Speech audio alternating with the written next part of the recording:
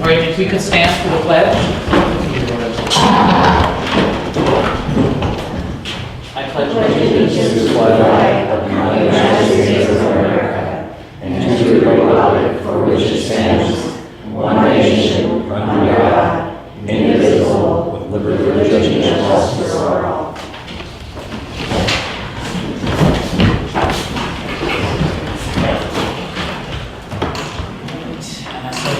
First item is acceptance of the agenda. Tonight we have a representative from the MML who would like to address us on the village's insurance. You all got the comparison sheet. Because, are you going back to Marquette tonight?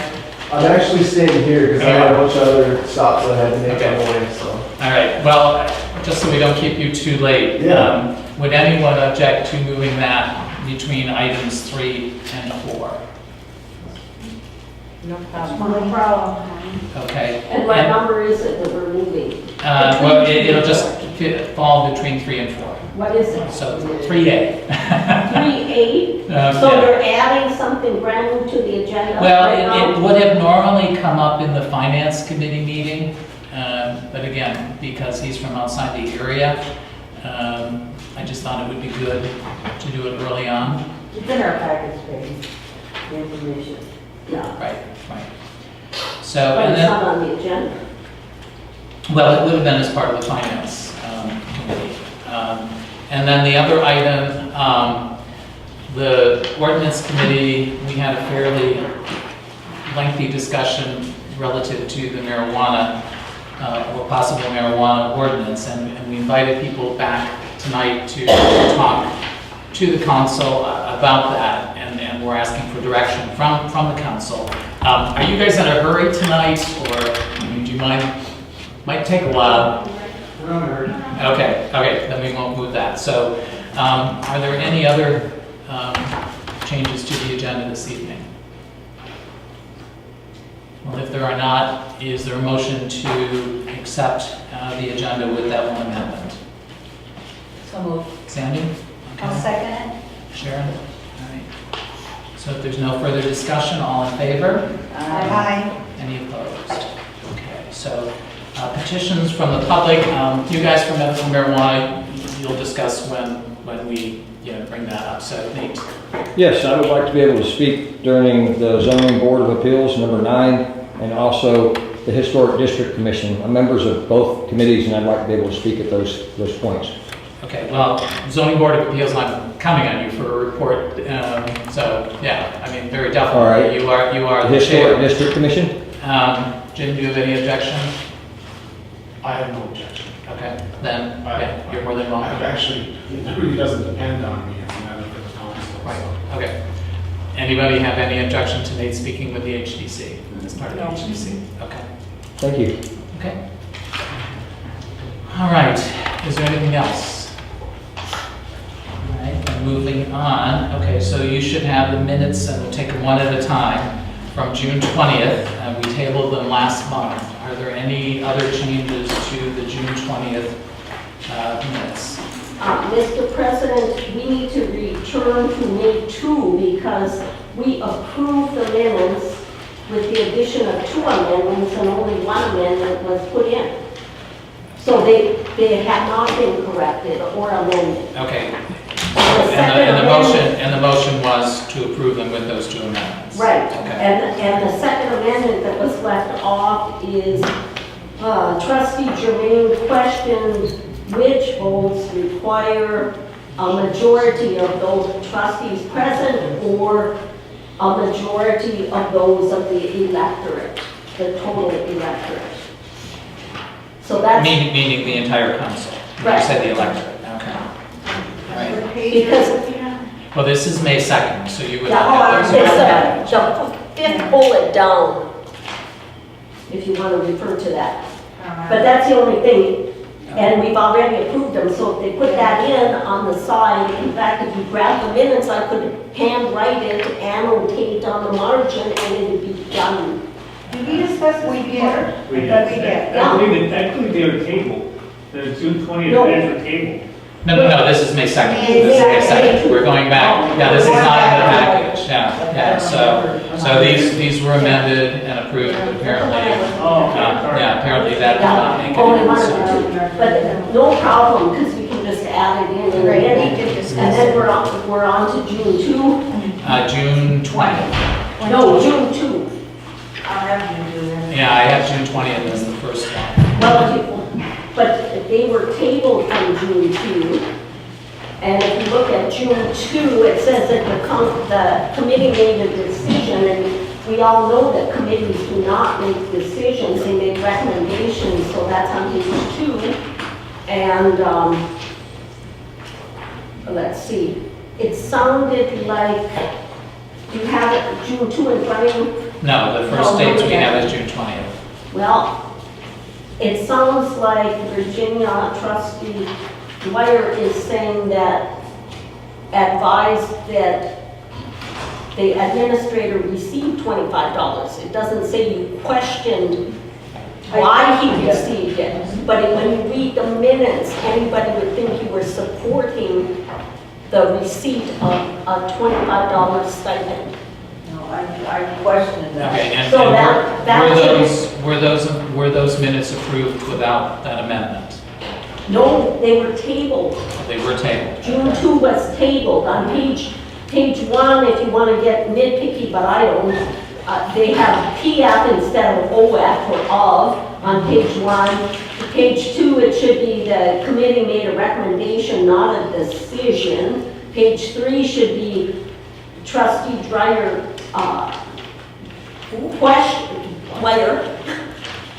questioned the $25 stipend, and that was it.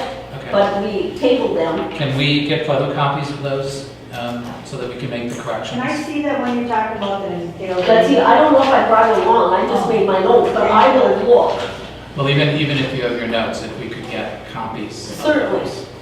I remember questioning that and wanting it to go back to finance, and I don't know what finance did anything with it. No, but there's a difference between saying somebody should get a stipend and somebody, you question a stipend. I questioned what I was getting at. So, I mean, that's the only thing, but now we're over to June 20, Okay. which, I have 2 copies of it. On- Black and copy. You have a regular and a special meeting. No, Or, I'm sorry, no. The others are the regular. I got 2 June regular. 20th is a regular meeting. Yeah, sorry. I got 2 copies of the regular. You do? Okay. Yeah, so.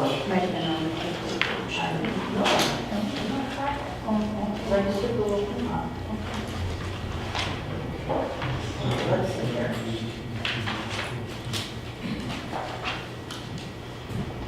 page 1, the very bottom, it says, Attorney Tershaw also stated the village needs to hire an outside attorney to handle these cases. I think you were saying you're not going to court. So the cases you're talking about instead of these cases are to handle court cases. Is that correct? So I said that these are not matters that I will handle because being retired, I work for the court. And I suggested that the village find an attorney to do the work if there's a violation of ordinance or whatever that has to be processed. And by legal court, the village will need an attorney for that, so it makes sense to look into it. Okay. So it should say court on page 1 then. Handle court cases Okay, I got it. instead of these. No, I got And it. you can just mark it in the margin. I can do it right now and then you wouldn't have to revisit this ever again. Well, it's not just probably court cases, if there's an issue, say somebody gets, is in violation, say, well, I'm gonna take the blight thing, okay, and then fighting it, and needs to take the next step, that's when we're gonna have the contractual attorney come in and handle this, right? That would be essentially the same thing. Right. Because you issue a citation. Right. If somebody is in violation of the blight ordinance, and if it goes so far, you need an attorney to represent the village in court at a formal hearing. So it's the same It's the thing. same thing, okay. So we just have to get this listed, and then the council has to approve from the list that was looked into, pretty much, right? Okay. Okay, then, I had on page 2, it was talking about, excuse me, the medical marijuana ordinance was brought up and will be reviewed by the ordinance committee for a decision. Again, that should be a recommendation. Okay, for a recommendation, right? Then over, I don't know, do you guys have anything that you were reviewing? I highlighted what I wanted to do, and I'm looking. On page 3, trustee Dwyer advised that administrator Snow gets paid 25. It's like question why administrator Snow gets 25. Where is this now? Page 3. Three. Yeah, Right in the middle. yeah. Middle. Okay, got it. I don't have that. Page 3. Am I on page 3? Here, Right there. Oh. Look. wait a minute, is that it? Advice? No, No. this is the finance committee meetings. Okay. Maybe mine is different than yours. Are you on page 3 now? Check page 4. 1, 2, 3, 4. Okay, Okay. yeah. Yeah, I question that because this was something that was done without our knowledge. It was a motion that was made back in 2008 to pay our former comptroller $25 for recording minutes if the clerk was not here, and had her name on it. So I questioned it because A, it was from 10 years ago, and B, it did not have his name on it, and I didn't believe he should be getting paid because the ordinance or the general law rules say if the clerk cannot be here, just tape it, give her the tape, and she Right, does it. and So- I've so- made the change. Yeah, so I was questioning because, you know, I don't believe that somebody should get paid for something that we don't know about, Right, okay? I think that's inappropriate, right. okay? Now, I suggested, and I don't see it here, that it go back to finance to deal with that. And we did not discuss it this month, but we'll address it next month. Okay. But in this case, just as is noted here, our Right. rules of procedure provide that the recording be provided to the clerk and the clerk type up the minutes, so it shouldn't be an issue. Okay, thank you. Okay, anything else? I don't understand what that paragraph C says. What page are you on? 4. No, mine aren't either. Personnel committee, is that what you're Yeah. okay.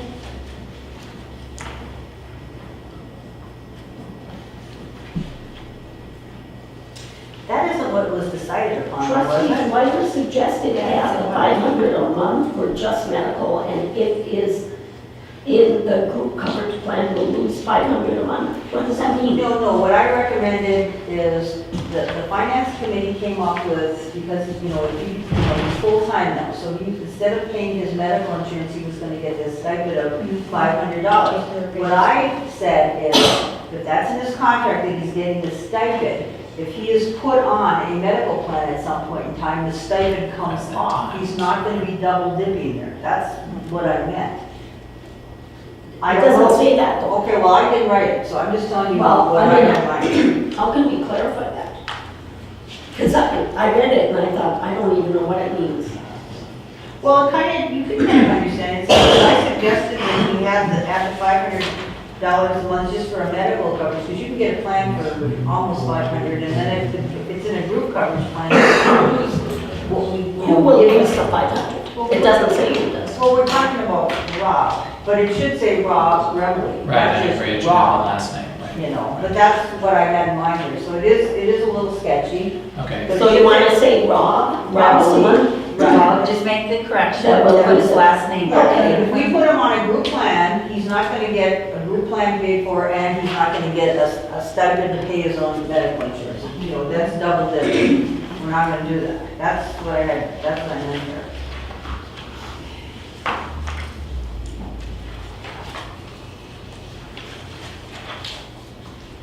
I know what I have too. I have the corrected one.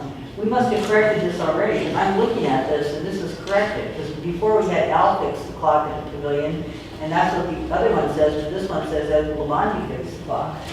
So I have two different ones, one with the fixes and one with the no fixes. okay, mine has the fix. Okay, Yeah, I have the one. Levante. Yeah, Okay. So for the Rob thing, how about you lose the $500 per month if he receives future coverage in a group plan? If he goes on medical group plan, the other one goes away. That's Is that good? pretty much your minimum. Okay, Okay. if he goes on a medical plan, medical Right. group. A medical group plan, yeah. Right. That group is an important word because he is buying his own medical on his own right now. Plan. Okay, anything else? All right, if there is nothing else, then is there a motion to accept the June 20th? Wait a minute, I was just moving forward. Let's see.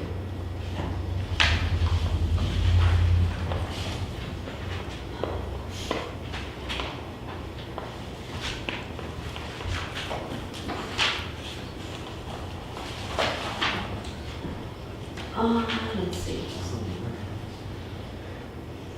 see. Number 8, trustee Dwyer recommend for DDA is tabled. It wasn't tabled. She was appointed pending approval or the village attorney making sure she could be on the DDA.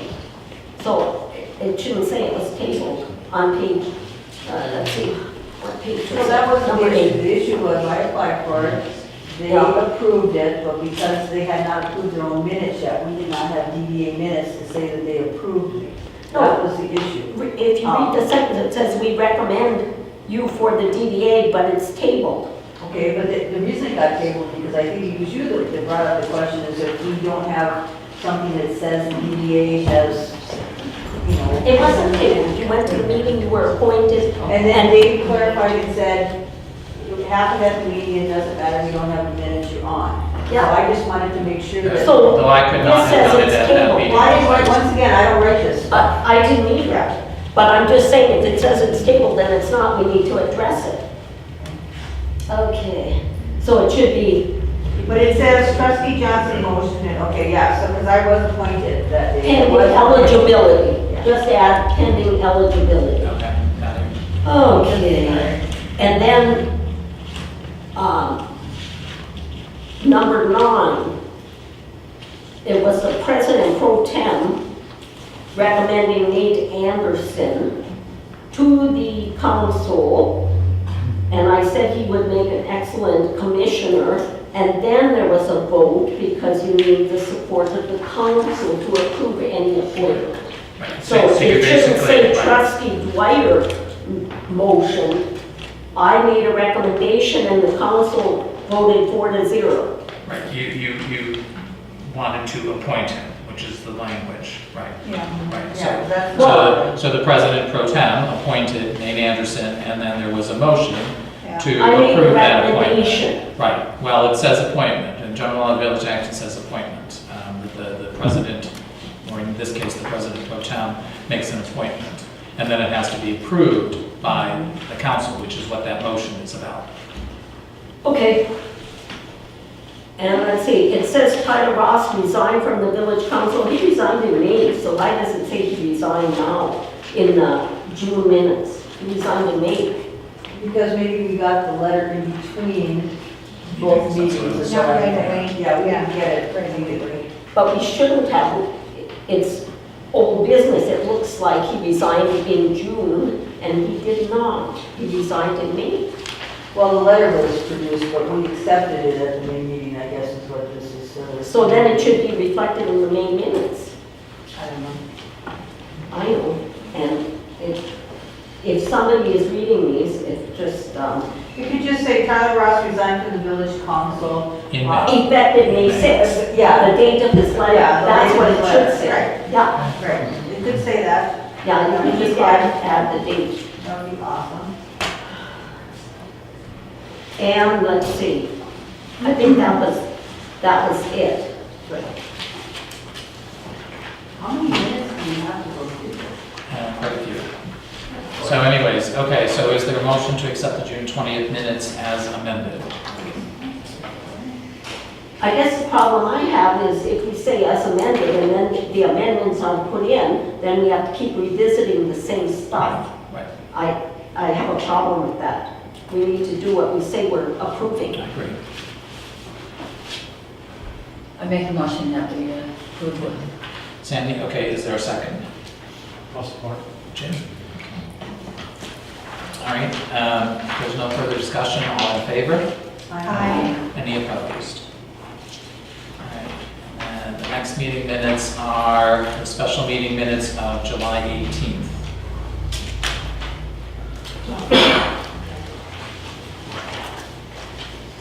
Are there any changes to those?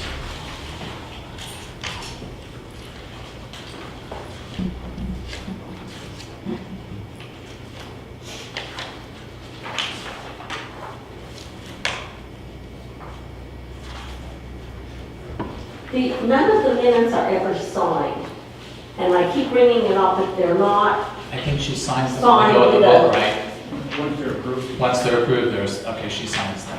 Okay, I never see anything with a signature on. There's a couple of questions I have that are stated in here, and I don't know if it's time for me to state them, or like number 9, the HDC, it says the SEES program. Wait, Okay. where are you Are right you on now? the That's not on the meeting? special meeting from July 18th. I have July 18th, but it's not. Right, there's it's two, a special there's two, meeting. there's a Oh, special meeting. Sorry, I'm looking at We're the doing wrong the one. special first? All Right, we're in the special first. meeting first, right, Oh, this one was about the, right, the vacancy, Okay. right.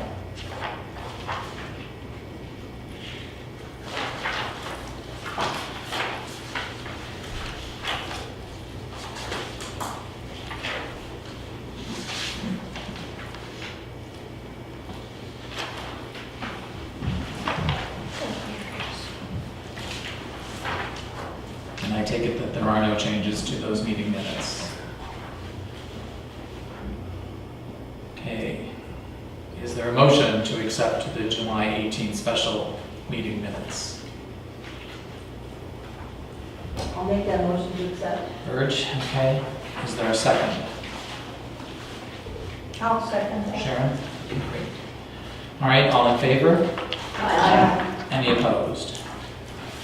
All right, and then we have the regular meeting minutes of July 18th. Are there amendments to those minutes?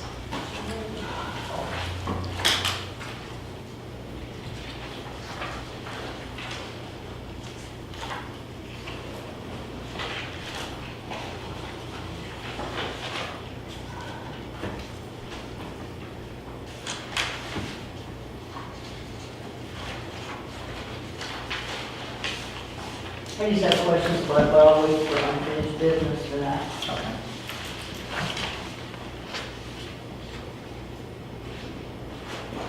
See, we tabled the June 20, so now we fix them tonight. A fix could just be making the annotations in the margin as we're sitting there doing it. Right. It doesn't have to be where these are changed and you get little underlines and sidelines, so people can't. Right. And See if what they Julie were are. there, we would ask her to do that, so, Right. yeah. All right, so there are no amendments to the July 18th regular meeting minutes. Is there a motion to accept those minutes? I'll make that motion. Sandy? All right, is there a second? I'll support. Jim? Okay. All right, there's no further discussion, all in favor? Aye. Any opposed? All right. And there's the minutes, special meeting minutes from August 3rd. And there's two sets. There's, the first set is for the open meeting.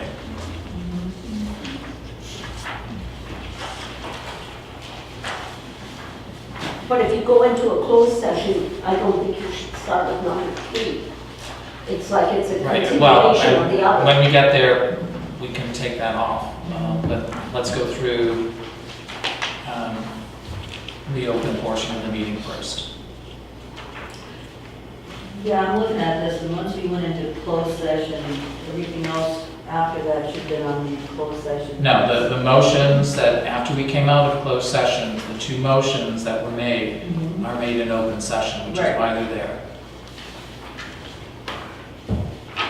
Right, and then after that, Was an adjournment. Right.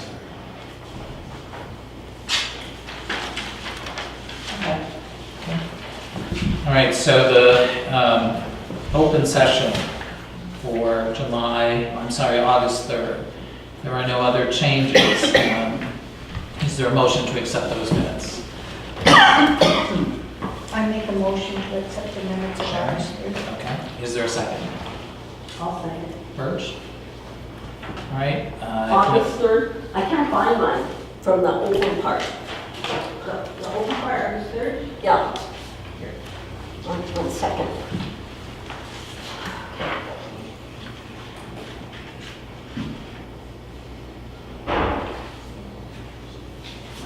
See, it doesn't say we were in closed session, then we came out and continued and we made all the motions out in the open portion of the meeting. It's like, here's the motions and this, we just had number 3. Well, the motion to adjourn the closed session appears in the minutes of the closed session.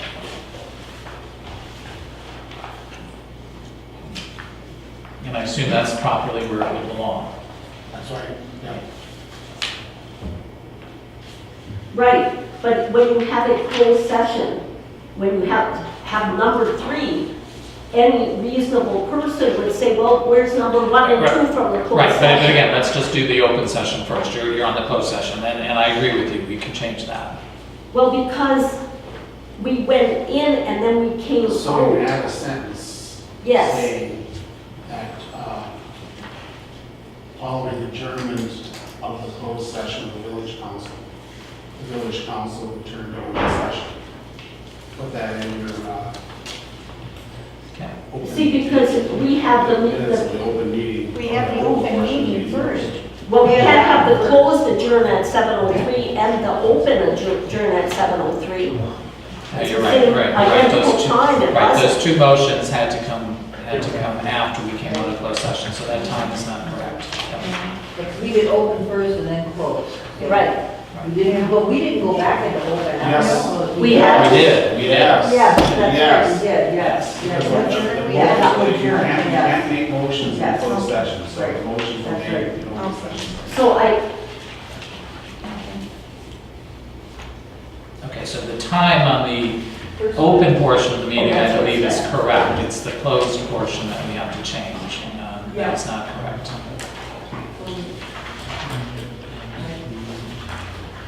well, no, maybe we came out of the closed session at 7:03 and then we adjourned at maybe 7:30 after we made the motions and then back into open session.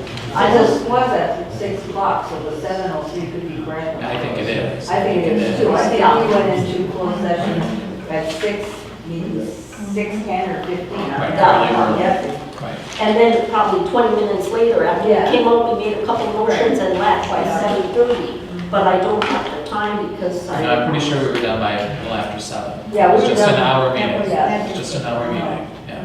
We were done too quick. Yeah. All right, so, So maybe the closed session could be. well, let's finish with open session first. And let's do one at a time. Do you want that? So I will see that a sentence added talking about, following adjournment of the closed session, the council returned to open session, to that. And then followed After by, 2 before 3? sorry? After 2 and before 3 is where you're putting it. After 2 and before 3, yes.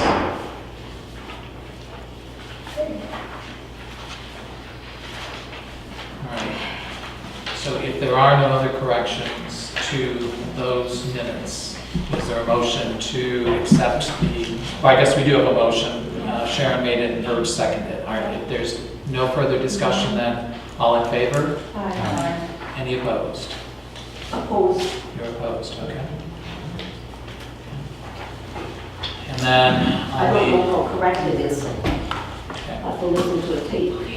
And then on the closed session, yes, I mean, we need to take out the numbers referencing 3 and 4.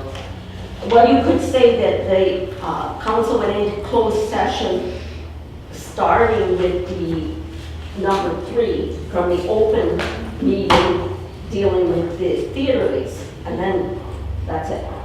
And then instead of saying adjourn, the meeting adjourned to return to the public open meeting.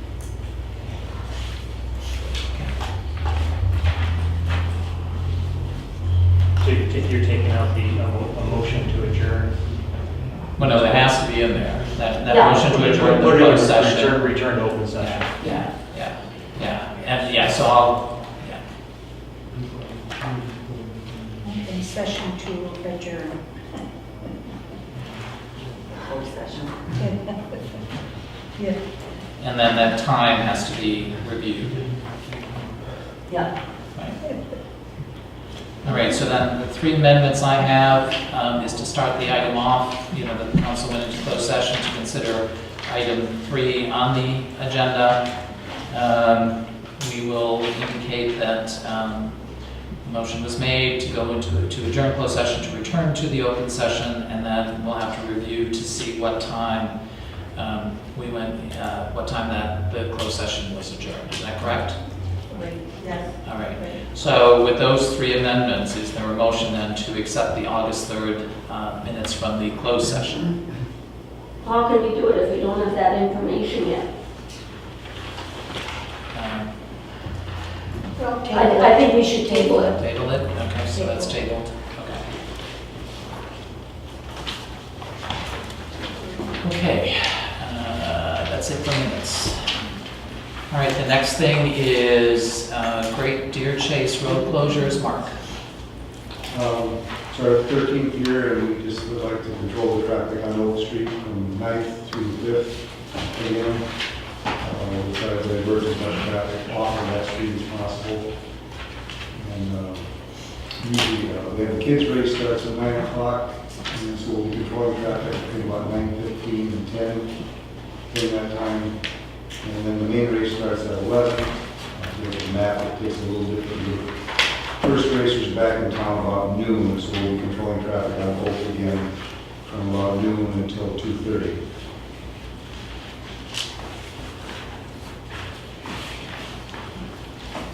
So we just need to provide this information to our street supervisor? Well, no, we need to approve street Right, closures, but starting I mean- at, Yes, oh, okay. yeah, that's what I'm saying. Oh, I'm sorry. When we do the approval, we just need to provide this information to our street supervisor so he can, you can contact him and tell him what you need. Are you gonna have volunteers on street to street to street? You're gonna have that taken care of, so you don't need barriers, you don't need any of those No. kind of things, okay? So then, do you need law enforcement as well? It would be nice if it's available to have a police car help lead it out, lead us out, but that would be the only need to have. Okay, so, yeah, this is our chief over here, we can coordinate with him, but you're not gonna need anything from the street at all. It's just your volunteers and law enforcement, kind of helping out. Yeah. All right, thank you. Any other questions for Mark? It's getting bigger and bigger every year. That's great. We're trying. Yep. I I like want people that, to come here and be happy. and I like that you have your certificate of liability, you've got all your ducks in a row. Yes. We don't always see ducks, so this is great. Thank you. So, I'll make a motion to approve the deer chase closures of our streets. As outlined in this As document? outlined in this, yes, in this Okay. presentation on August Okay. 19th. I did have a date error on the top you got. It isn't the August At the top it 19th? says 19th, but in the text it says August 20th. Oh, so It you is the changed that. 19th. Oh, it is the 19th? Yes. Okay. Now, where did, I didn't even notice that. All right, so there's, okay, so Burge has made a motion. Yes. Sandy second. Sandy, you seconded it? Okay. Any further questions? Okay, if not, all in favor? Aye. Any opposed? All right, thank Thank you. you. Sandy. Sandy. All right, and then the next one is on the MNL Village Insurance, so you should all have this document towards the back of your package. And it's a comparison between our current coverage and what is proposed. So if you can dig that out, and then Alex is here from MNL to ask Sir any questions or address us in any way you'd like. First of all, I'd like to thank you guys for having me tonight. I really appreciate it. I am from Michigan with Gosler Insurance, and we're the local representative for the Michigan Municipality League. And you guys should be pretty familiar with us because you have your work comp through us already. And so now we've submitted a bid for your property and liability. And I had the opportunity to meet with Administrator Snow last month with my boss from the MMLG. And it was a good visit, and I feel like what we're offering, I mean, despite this, not only with the savings, but everything looks really great on paper, and I think we're a good fit, and I just want to thank you guys again, and if you have questions, by all means, please let me know. I will do my best to answer them. I took over about a month ago, so if I can't answer a question for you, there's 30 people downstate that can, and I will get that to them, and they will, relay it back to Administrator Snow to, for further meetings to get those answered. So, again, thank you, and let me know. My first question is, when do you need a decision from us? Well, you guys are set to renew mid-September, correct? Is it 9/12, I believe? Do you know our renewal date? I don't. It's 9/12, 9/18, something like that. We don't need a ton of notice, so, if you got, when is your next council meeting? Well, it's after the 12th, but again, number one, I don't know what questions you guys have. We can always hold a special meeting to say yea or nay, so. And I'd hate to inconvenience you guys like that, but, if there's a bunch of questions that you have, we can definitely get them to you in a timely fashion and make sure that they're answered before your renewal day, absolutely. But we don't need a lot of notice. If you guys call us on the 8th, 9th, 10th and say we'd like to go with your proposal, then we can put that into effect immediately, so. And I think one of the things that I had to ask a question on is wherever you see that NA, doesn't mean not applicable. It means no aggregate. So, is that correct? Well, so an aggregate means your limit, and so currently, and I wasn't privy, because I came on late, so I apologize, but I wasn't privy to all of your information in your current policy, and I can't really talk too much on your current plan because I didn't write it, it's not ours. But from the comparison sheet, we have a 2 million with no limit. So for No each aggregate. occurrence, yes, no aggregate. So each occurrence, you got 2 million, and there is no limit. So right now, you guys have, to the best of my knowledge, it's 4 million limit. You got 2 million over 4. So you get, so there is a huge, I think that's a huge pro for the MML, just, especially with the savings that we're factoring in there. Yeah, and so let me make sure that I understand that. So because there is no aggregate, if we had 5 occurrences, each with a liability of 2 million, you would cover the entire 10. Yes. Versus our current policy, if we had those same 5 occurrences and they were each for 2 million, they would only cover 4 million. You're capped at 4. Right, so, Yes. okay. So that's what, I had asked what that meant, because I did not know what that meant. And the only, and so I was looking at it, and right now, before the dividends, and I don't know what they came in at this year, we didn't get that information, but based on your last year's numbers, from what we're offering this year, we're looking at a savings of $4,234, which is like a 16.5% reduction.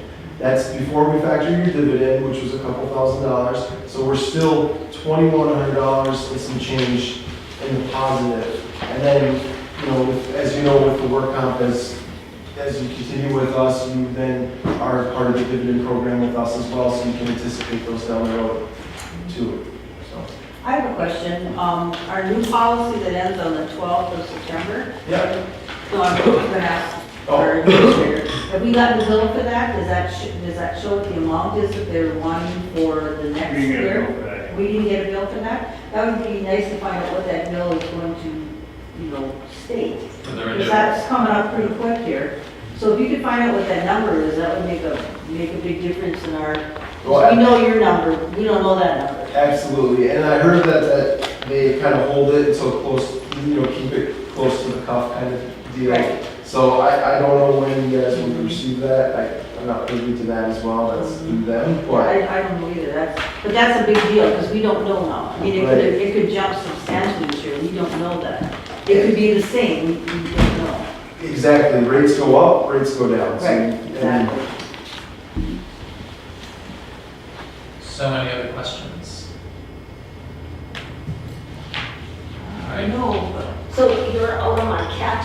Yep. Market, well, our office is located in Ishpeming, but I was up here all day today because we've got clients all over the place. And I mean, basically, we're your representation for the UP, for the Michigan Municipality League, who are headquartered out of Ann Arbor. And that's very common. I mean, your current plan has a provider in the UP, and their headquarters is downstate somewhere as well, so.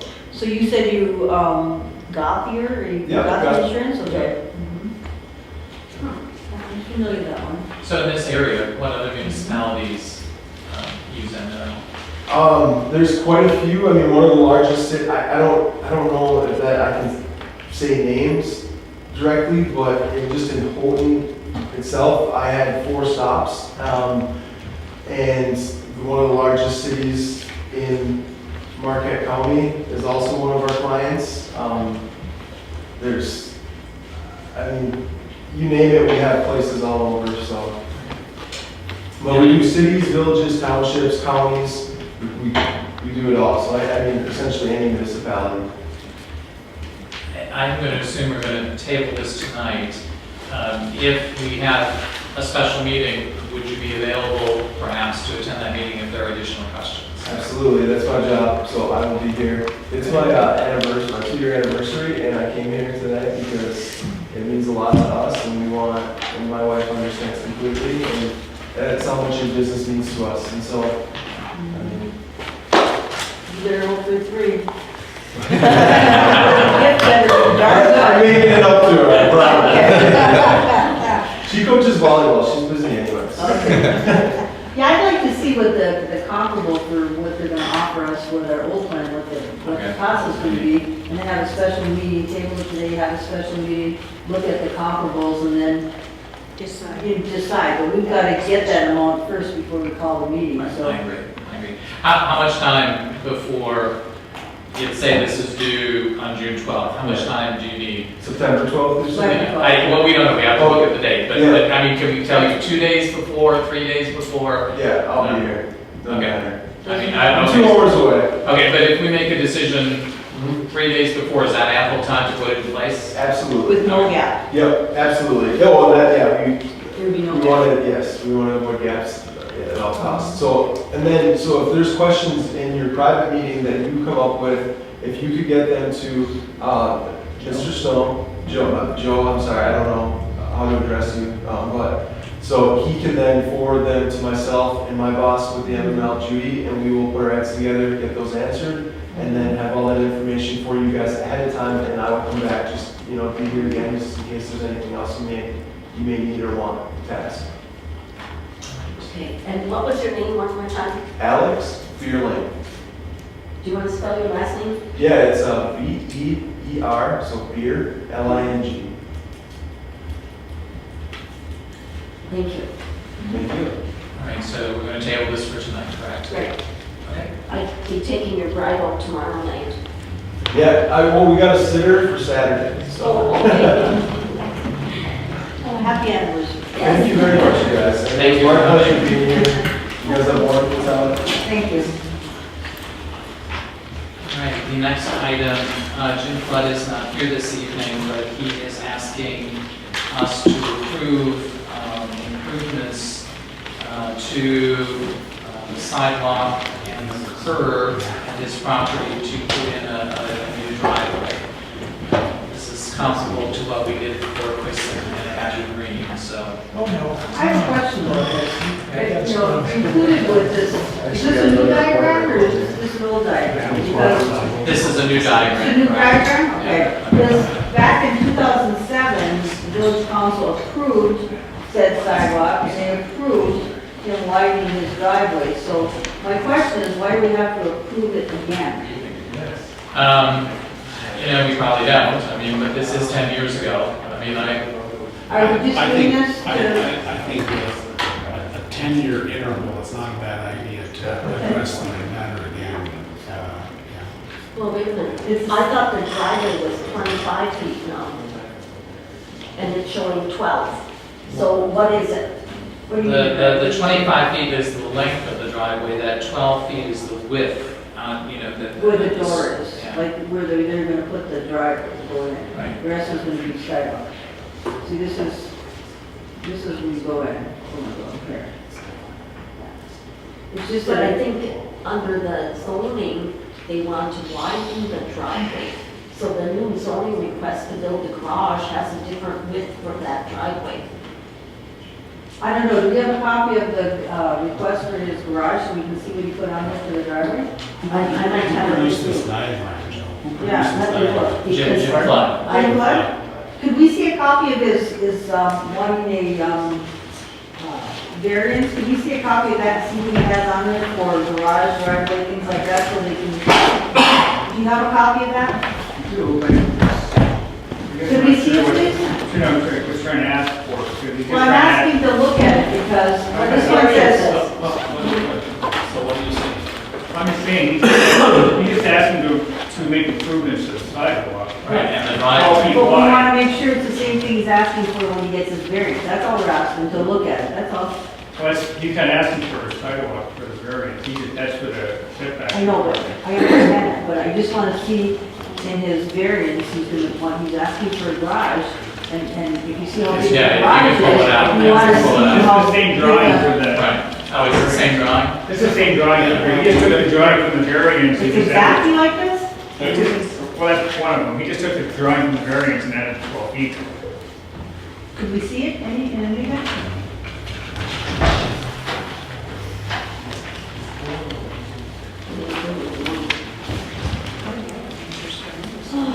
Well, you gotta. You know what, while we're waiting, The truth is good. right This here. is how it is.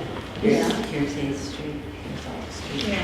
Here's the vacant, yeah, grass space here. The truth is right here. The truth is, Over turn it the here. other way. No, no, This is the church. yeah. Oh, yeah. And it's the back, and then after, towards the bottom is Williams Parts and Supply, and good beyond And driveway here's the garage. outlet. Yeah. Here's Williams Park. Let's see, okay, let's see what we got here. This is Williams. Okay. What is this? Okay, here's here. He's got 58 feet, he's got the drive here. There's 14 feet in the alley, but he doesn't have what this drive is. There's currently like a 7-foot wide driveway there right now, he's just asking to improve it, to make it 7 feet, or 12 feet wide. Yeah, 'cause this is a Not on single here. picture. All that shows, yeah, that just shows the approach to the driveway, doesn't show the approach through the, yeah.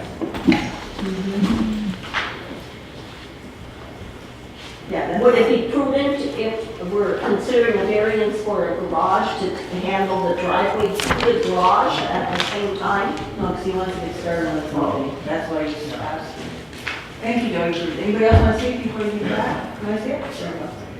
Yeah, he wants to get started on something, I would assume, because that's what I'm looking at. Yeah, and so essentially all he's asking for is To widen his to driveway. widen just up into the property line, not to actually the driveway that will approach the garage. It's just between the Right. curb and the sidewalk. So he's not asking to do the sidewalks like this thing that's included in the Well, back. you would do the sidewalk too. It'd be that portion of the, Sidewalk. you So it's would- not just driveway improvement, it's sidewalk, it's the same as what he asked for 10 years ago, right? Pretty much, Pretty right, much, he wants sidewalks and driveway. right.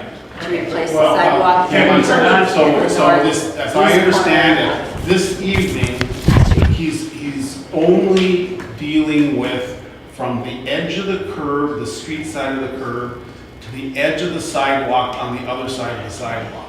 Is that it? right, There's nothing else to the involved. property line. Oh, so he's not doing the cement, He's not doing, and the original one had him doing some other work on the corner of 8th and Oak Street, but he's not doing any of that. Okay, okay, 'cause that's my question. Just for the driveway. So he's gonna take the sidewalk out and not replace it ever? No, he is going to replace it. He's just improving the current driveway that's very narrow and doesn't have a good run to it. He just can improve that the same as Chris Green did. And he did a nice Chris. job. He did a very nice job. Well, I'll make a motion that we accept, Mr. Flood's application to make his driveway improvements Grant his application. Grant his application, yeah. Okay, grant his application. But you need to state what the parameters are so they don't change from what you're looking at tonight. Well, as outlined in the. As outlined in the, In the drawing. Like 12 foot where do you see driveway. Right, He's saying a 12-foot drive. But he wants to widen it To what? No, that he only No, wants to that's what he drive. wants. This is 12 there, and then used to be 30 up Okay, there. listen, right now the driveway is 7 feet. And he wants to go He to wants 12. to make it to 12 foot, so he's adding 5 feet to it. That's what he's asking for our approval for. Okay, and that's what's on the diagram? Yes. Yeah. Yeah, we got, As described in as described in the diagram, I'll make that motion to approve his, Application. application. since it is an application, okay, to widen his driveway per drawing. Only dealing with Yeah, just this. Just that right, yeah. Because the information on the back here is talking about sidewalks too, that's what I was confused. All right, so we have a motion, is there a second? I'll second that. Sharon? Thank you. All right, if there's no further discussion, all in favor? Aye. Any opposed?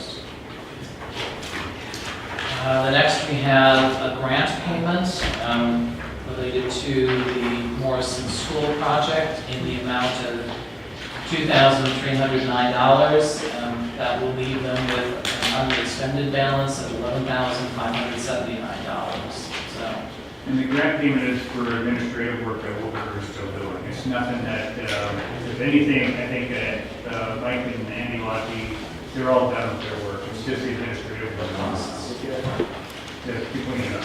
right, and that's outlined Yep. in the. So are they gonna use the rest of the grant money, or are they just done here, or? I don't know. Okay. I don't know. I make a motion, we approve the $2,309 payment. So Katie made the motion, is there a second? I'll second it. Birch? Okay. I'm going to do a roll call, so Jim? Yes. Sharon? Yes. Sandy? Yes. Peggy? Yes? Birch? Yes. Sorry, and myself. All right. All right. I'm unforgettable, so it's good. And the next one is related to a new grant application relative to stabilization of the Penny's building and the Allen Aho building, which I believe is right next to Gallery Bohem. And Jeff Radcliffe, do you want to say anything about this? This is a continuation of the efforts that we started last year with going after some initiative funding. This is based on prior HDC and other prioritization of the at-risk buildings in the downtown. So we have 512 Portland underway. They'll be starting the actual roof project beginning of next month. And this will be a grant application to go after enforcement of the Historic District Commission ordinance demolition by neglect provisions. So again, it's a process, but it gives us the backstop that we need for that process. We hope it'll be able to be handled, and if that case, then we will seek to use the dollars. We'll move on to the next project, but the goal is to backstop that ordinance and try work to get those buildings stabilized. So, Can I ask you a question, so I understand this? So like the Penny's building and the other building are privately owned. So what we're gonna do is we're going to send them a letter stating, like the HDC or the Historic District, that we're gonna send them a letter of, what is it called again, demolition by neglect? And if they don't act on that, then it reverts to us, and then we use the grant money to do it. We're not gonna just give this guy who's been neglecting his building a chunk of money and say, here you go, sweetheart, you fix up your building. We're not doing that, okay? I believe the process is that the work gets done, the village has the ability to do it, and then put the amount on the tax bill. It becomes an assessment on. But we will not do this while it's still privately owned. Oh, yes. Yep. No, you put a lien against the property. But there's a lien. Now, you gotta remember, right That's what I'm now, asking. our focus is to stabilize these buildings. The buildings are more important than the owners at this point. We have to deal with the owners, but right now, we have to, we don't want to punish the buildings because of the sins of the building owners. So we need to save those buildings and then deal with the owners at the appropriate time. But this gives us the financial ability, gives you, all of us, the ability to be able to go through the process necessary to take care of those buildings. Okay, so I'm starting to understand this. So if they do nothing after we serve them with this demolition by neglect, we can come in, use grant monies to fix it up, even though it's privately owned, and then we can put a lien against any and all properties the building owner has. That one I can't answer in terms of. I believe that's correct. Chris, can you answer that? It's my understanding that the lien goes against all property in the state of Michigan. Yes. So that at that point in time, we have to get, if we're gonna go that route, we're gonna use the money, we're putting a lien. At that point in time, we start using the grant money and we immediately go to our attorney and say, look, we got this grant money, we put a lien against these people, and start the process of trying to get paid back and or acquire some of their property. I'll be in if we're gonna make the village building owners have some skin in the game, but I wanna see follow through, because that's been a problem for a long That's time. why we're getting the money, because the money, my understanding, is the issue with follow-through, so. Okay. We're getting the village the dollars to backstop the process that no one has been able to. As long as we follow through, I'll put that caveat in there, we have to follow through if we're gonna, put that kind of money We into don't a know if we're private gonna get the building. grants. Yeah, we don't know when we get the grants. Doesn't the village have to What the provide lien- a what the lien- 25% match? What the lien means is effectively the village is a part owner of the building. Mhm. So you can say that the village is effectively a partner of, and that's going too far, but the village has an interest in the building just as the owner does. But so that means if the owner wants to sell it, do anything with it or whatever, he's got to pay that money off before. But it doesn't mean that you can garnish his bank accounts or this kind of thing. No, I understand that, but I think, To do that, you'd have to actually sue them and take a judgment. no, I'm not talking about that, Jim, I'm talking about like what Mr.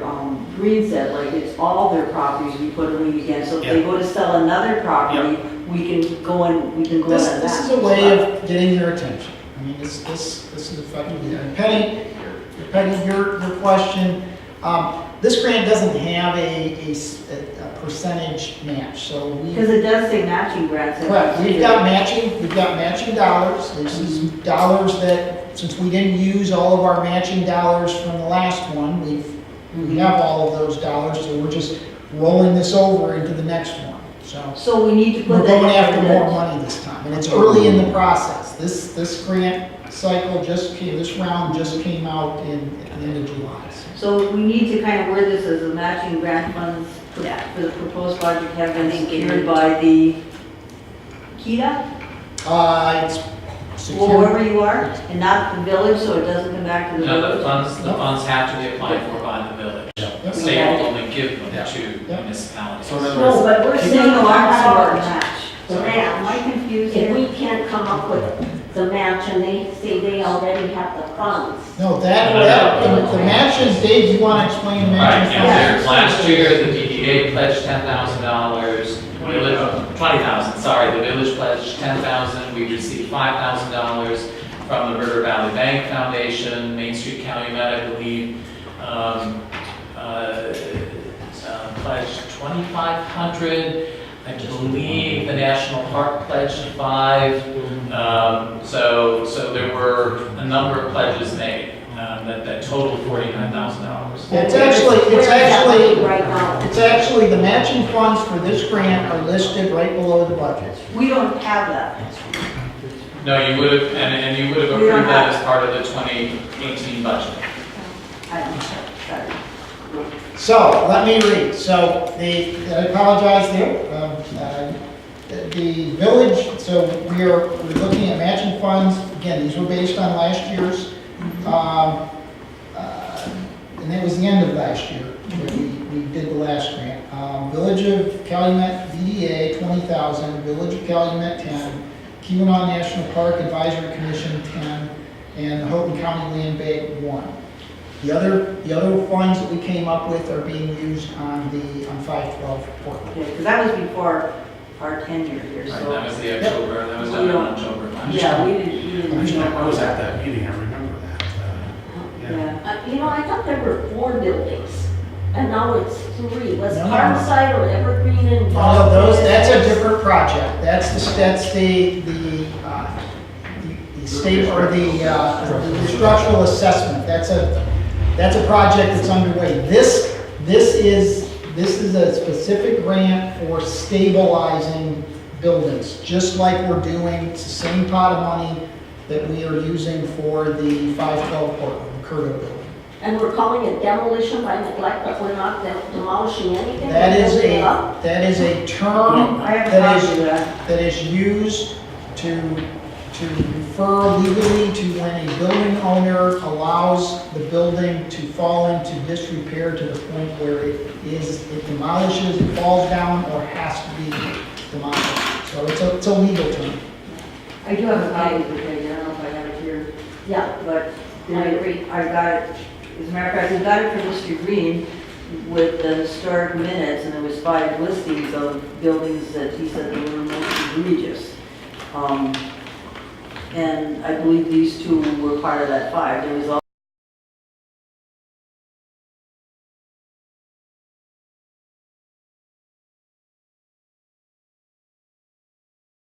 Approving this authorizing resolution, now being the authorizing Resolution, Yes. and I make that motion. All right, let's turn the page here. Okay, so Sandy has made that motion. Is there a second? Jim? Okay. There's no further discussion. All in favor? Sorry? If you're looking at that authorizing resolution, it says, whereas the matching funds for the proposed project have been secured. We don't have to cite in this resolution from whom? We already have that, but we don't have it here. Okay, so, but it doesn't say in the resolution. Right, We it does need not have to be that. cited in It the doesn't have to resolution. be cited, No, but they're there. but they're there, because Okay. he just held up It's the in the list. application. Right, we Okay, just haven't seen that. right. That was my only question when I read that resolution. Very good. So who made the motion? Sandy made the motion and Jim Jim. seconded it. Okay. Do we need a, No, this is not a commitment of funds. This is simply authorizing that we make the application. And if we get a grant, the agreement will come back for final approval. Right, and then we wouldn't have to do a voice vote at that time. Very good. Okay. All right, if there's no further discussion then, well, actually, I guess because of this resolution, I do have to do the ayes and nays, so I will do a voice vote. So Jim? Yes. Karen? Yes. Sandy? Yes. Birch? Yes. Peggy? Yes. And I'm a yes. Okay, and we vacancy, so that is adopted.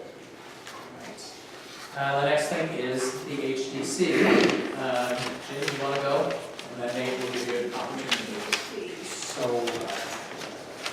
you're aware that we have an ordinance, which is effectively a law of the village that everybody must observe, including the village council, until the village council amends it or changes it.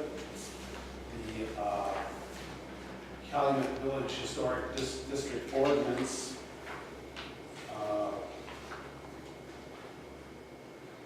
in paragraph 3 sub D puts a constraint on how members are appointed to the HDC. It states that one member of the commission shall be appointed from a list of citizens submitted by the Downtown Development Authority. One member shall be appointed from a list of citizens submitted by the Keweenaw National Historic Park Advisory Commission. One member of the commission shall be appointed from a list of citizens submitted by the Village Planning Commission. The 2 other members are general, they're more or less at-large members, so they don't have to be nominated by any of these 3. But the fact is, from what I can see, as of the June regular meeting of the council, there were 4 members on the HDC. 3 of them were at-large members, when only 2 of them should have been at-large members. And one of them was a nominee of the Downtown Development Authority, and that's Dave Geisler. So we have a problem in that, pardon me? Sam, that's Well, I take a look at the records. There is a Downtown Okay. Development member, Yeah. but you can take a look at the records on that. But at any rate, we got, at that point in time, we had 1 more member on the HDC than we should have had, who was an at-large member.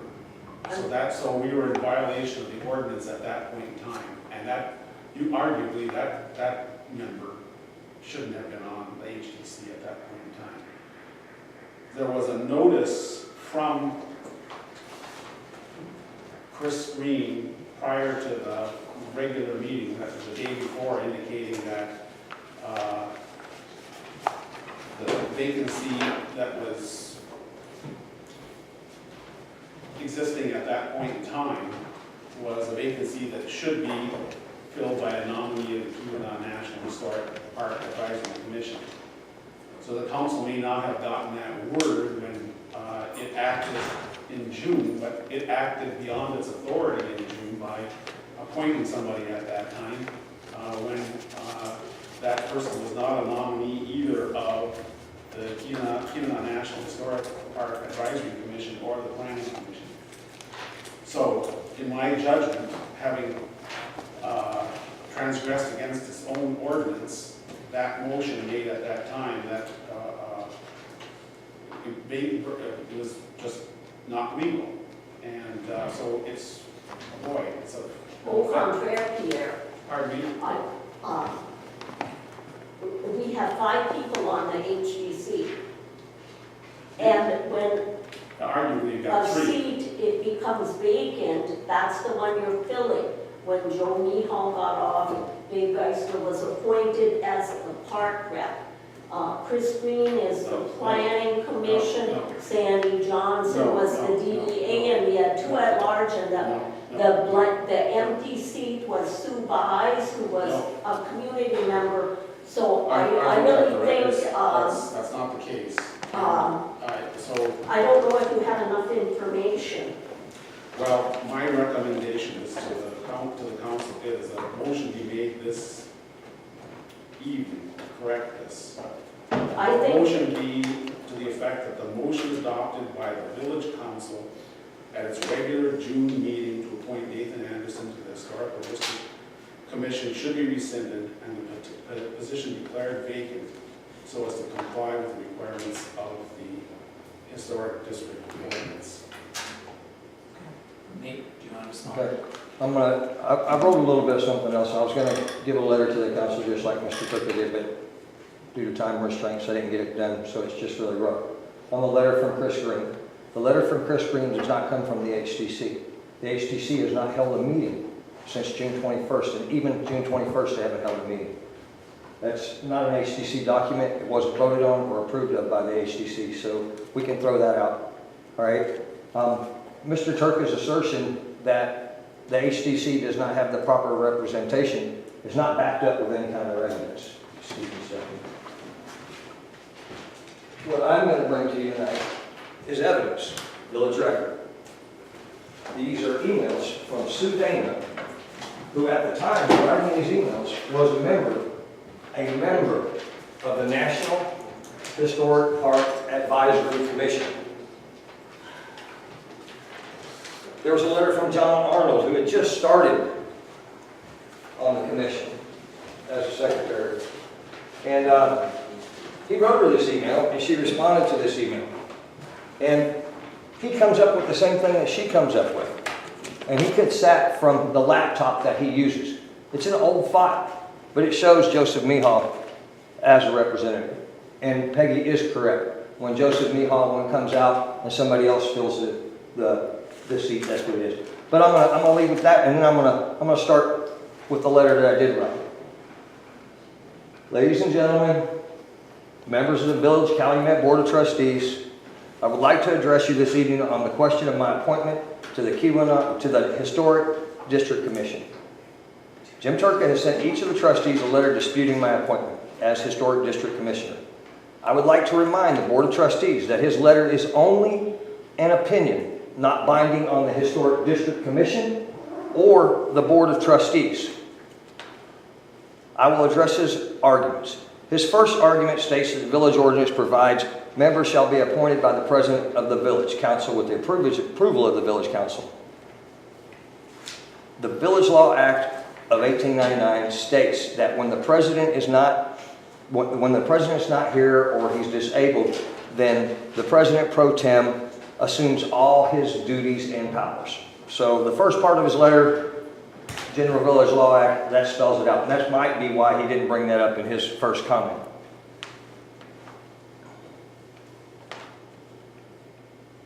It also states that according to ordinance, members shall be I'll skip that.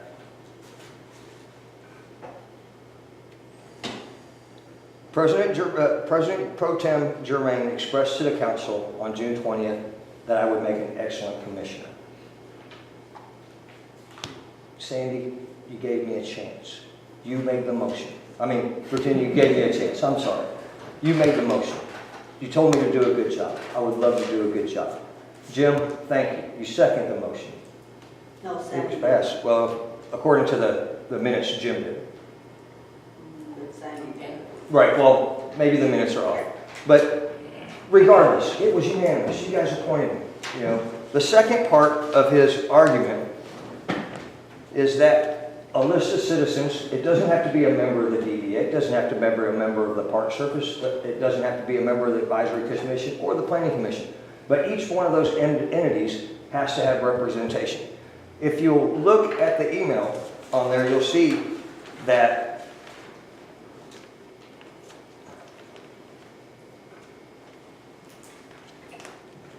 Sandy Johnson filled the DDA spot. There's no question about that. Jim Turka hasn't questioned that, and neither has Sandy. Abe Volker seat was available. He is renewed. He's still on the application. At that time, that means that we can rule out that seat, and that was up in 2013. And look at the Keweenaw National Historic Park. That was Joseph Mihal's seat. When Mihal left his seat, Dave filled that seat. It's in the record. It's in that email. He offers no record to the contrary. All right. As for the Planning Commission, we had a Planning Commission before. When it came to the sober living thing, the Planning Commission tried to act. They tried to hold meetings, but Dave Geisler wouldn't allow the Planning Commission to act. We've got a new Planning Commission. The new Planning Commission, when we formed it, we looked at what the Planning Commission requires. The Planning Commission requires representation as well. Chris Green was selected as representative from the Historic District Commission for the Planning Commission. So that completes the circle. Chris Green, representative of the Planning Commission for the Historic District Commission. Dave Geisler, Keweenaw Historic Park Commission, which you have documentation from a commissioner that was on the Keweenaw Historic Park Advisory Commission at the time that those emails were written. It's indisputable. It's indisputable. This is personal. This has nothing to do with anything that you guys did right or wrong. This is personal. Chris Green has expressed his dislike for me. So has Dave Geisler, and so has Jim Turka. Jim Turka has this, and all three of them have the same opportunity that we had as citizens when we disagreed with the Sober Living Center down the road. They have the same opportunity to take it to the circuit court. Argue this in court. It doesn't belong here. The General Village Law Act states that you cannot remove an officer for any other reason but malfeasance. You can't rescind the motion. I'm not like the chief of police. I'm not an employee. I'm a commissioner. So while he is advising you to make an illegal motion. I'm advising you to make no motion at all. I'm advising you to do just what you asked me to do. Give me a chance. Let me do a good job. I can do good things with the Historic District Commission. Thank you very much. So, if we accepted the argument that Sue Dana's message here and John Arnold's response and so on was correct, there's still 3 members of the council on the Historic District Commission. According to this, Chris Green is a council at large. Ms. Vise was an at large. Mr. Volker is an at large. So Ms. Vise resigned. There are 2. Even if we accept Nathan's argument, there are 2 council people on the Historic District Commission right now. So and they were on the Historic District Commission, assuming this is correct, as of the June 20th meeting. So there had to be an appointment made by the entity that was not represented at that time, and there was no such appointment made. You can construct that that appointment was made prior to my appointment for the HDC. This body appointed Chris Green to the Planning Commission under the pretense that he would be the Historic District Commission representative. Now, Mr. Turka may assert that the Planning Commission did not have a chance to make their own membership, but this body here took it upon itself to make that judgment, to make things right. You know, he can assert that that doesn't happen, but that doesn't take away from the fact that my position is good. And not only that, here it is. Are you going to let any other body hold hostage the HDC by not appointing somebody? We're required to have 5 members. So if nobody stepped forward that personally Chris Green likes, or personally Dave Geisler likes, or personally Jim Turka likes, if nobody steps forward, then nobody gets appointed. And just because they're entitled to a representative doesn't take away their responsibility to find a representative. I submit to you that Chris Green does represent the Planning Commission by your own actions. By your own actions in forming the Planning Commission. The Planning Commission wasn't formed until the council meeting right before you appointed me. And when you formed the Planning Commission required that the Historic District Commission have representation, the National Historic Park Advisory Commission, the DDA as well. You know, so you guys got it right. If he thinks that you guys got it wrong, please, I'm begging you, let him take it to court, because he's wrong. He's wrong. I can prove that he's wrong in court. So the ordinance states that the Planning Commission must nominate, and the president must appoint, and then the council approves. That process wasn't done for the Planning Commission member. It wasn't done. It wasn't done. Mr. Tersha, with all due respect, we have been careless for the HDC, the DDA, all these groups, they've just gone along. There was no guidelines. People stayed long after their term because they needed to stay till somebody else was appointed. So the response to that, Peg, is there are people in the community, one who's not here this evening, who say that the village council should observe its own rules. and I agree, and half should our follow ordinances are them. missing, So and the we're fact not that- following half of the if ones that we have. The fact that we haven't followed rules in the past doesn't mean that we should continue not to follow them from this point forward. We should follow the rules, and the rules are, we had 2 members, at-large members on June 20th. There should not have been a 3rd at-large member appointed at that time. Sue Bies resigned and Nate Anderson was appointed to fill her seat. She was an at-large and he's an at-large. Yeah, I know, And- but Then what is we wrong with both- that? Both at-large. large too, so. So if we're all at large and I'm filling an at-large seat, how can you designate my seat other than at-large when I'm filling an at-large seat? You can't, Jim. This belongs in the court, not before I think the Chris council. Green's seat is questionable then, and every other member, because Absolutely. nobody was appointed. Chris properly. Green was not that renewed. Nate, one person at a time. So if nobody was appointed properly, why would you ask one person to get off? What? We gotta start over, and I'm all for having the rules, but they've got to be applied fairly and uniformly to every single There's person got on to be a that starting board. point for applying the rules, and this is the starting point for doing it right. Why not start with Chris Green and Abe Bolter? Their appointments are up. They're done. They haven't been reappointed, not since 2013. Find it in the meetings minutes. Well, I mean, if you're gonna do it to me, you need to do it to everybody. no, well, I think an observation just for consideration, because Nathan brought up the email that he's using that as a source document, right? And he had the email from Chris Green that he said is not a source document because it didn't come from the HDC. So I'm not sure, I think you either have to use both documents in your consideration or use neither of them. Because neither of them say that they're coming from the HDC. Actually, it was from a village official, the comptroller, my document Chris is. Green is But he- Chris Green is the chair of the HDC. Well, and again, So I'm just that's, saying, that's. You know what, you could consider his email, but however, his email is not authorized by the HDC. His email, for him to make that judgment has to come from the entire HDC. He cannot make that judgment on his own, okay? So Sue Dana, as a member of the Keweenaw Historic Park Advisory Commission, she was in a position to make that judgment. As comptroller of the village, she was also in a position to make that judgment at that time.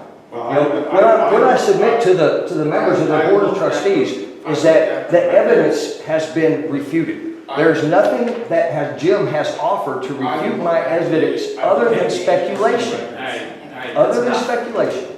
Okay, that's not speculation. There were already two, at least, members of the HDC who were at large when you were appointed. And who were You should not those? have been appointed. You should not have been appointed. Who were those members? His appointment was as valid as any of the other four, Jim.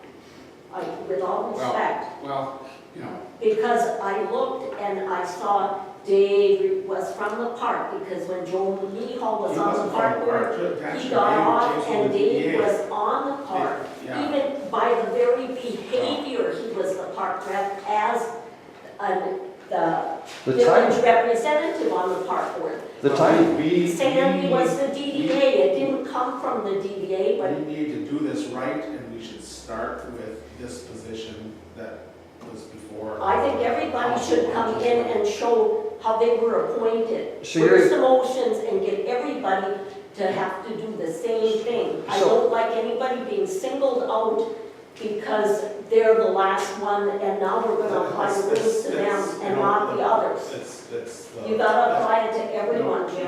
No. so you're advising the council to violate my civil rights by treating Chris Green, Abe Bolter, They're not and violating your. that's a violation of my civil rights. There's only one reason you bring this up. There is no violation of anybody's. civil Yes, rights. sir. Civil rights is Yes, not sir. an issue here. The question is the appropriate application of the existing ordinance which governs. Okay, let's just live in a perfect world for a few minutes. Can we not just keep the people, all five that are on, in their term until their terms expire and encourage everybody to work together and find value in each other? Because we all have something valuable to offer. And just let it go and make sure that any future appointment, Hey, I regret that I did not get an email from Chris Green before the appointment was made. When it's a matter. I did not get the email that was sent from Chris Green. Yes, you did. I gave did it to not, you before the council because meeting. not one other trustee got it, and I gave it to you as the and president it pro was a tem. stack on the desk, No, and I when I handed went to the meeting, I do not read the I stuff that talked I'm to you before given, the because meeting, Peggy. I do not read at No, a meeting, and and again, I've always that's- said At that any rate. I have no time to read documents No, I at the gave it to you meeting, and talked to you before the meeting and told you that. but I should. All right, this isn't going anywhere. Can I ask a couple of questions, just so we kind of tamp it down a little bit? We've got Sandy Johnson, Chris Green, Dave Geisler, Abe Walker, and Nathan Anderson right now. Okay, Sandy is telling us that she was recommended and put on the board by the DDA, is that correct? Okay. And according to the email that Nathan Anderson wants us to use, Dave Geisler took the position of Joel Mihal, so that's the Kevin National Park. Well, wait a minute now. He may have taken that position, but it doesn't mean that he was nominated by Okay, the National well, Park. I'm just going through like this, just to show Okay. what's going on here. So that's 2 people. Now we need 1 person that's been recommended to the village president by the planning. But what we don't have here is anybody that was recommended by the planning, if we want to go with this. We've got 3 at large, Chris Green, Abe Walker, and Nathan Anderson. Now, when we appointed Nathan Anderson, we were given an email saying that he has applied. You know, your letter was here.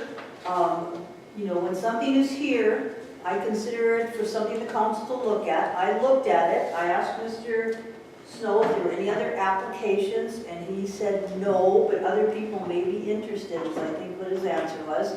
So we felt that night, probably wrong, that it was our responsibility, that the HDC wanted somebody to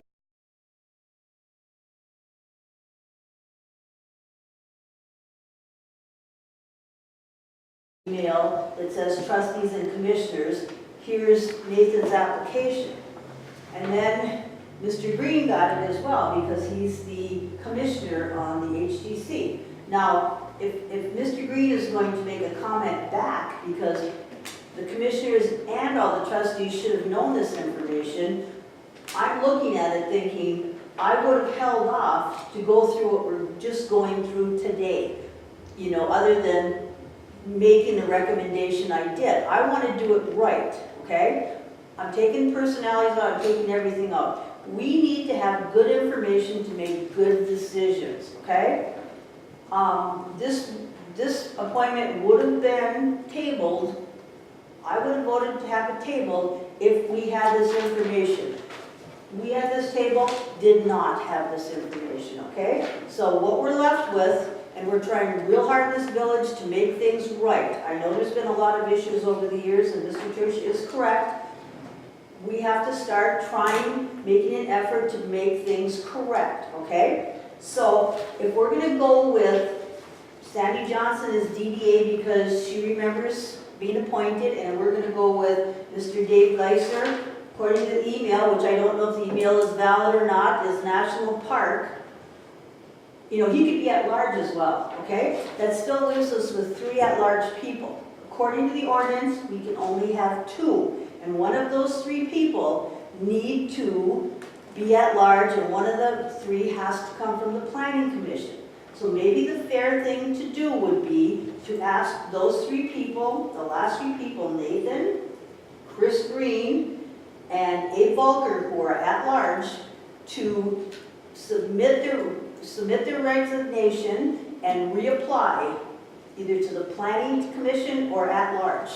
And then we can reseat the 3. We'll pick 2 at large and 1 on the planning.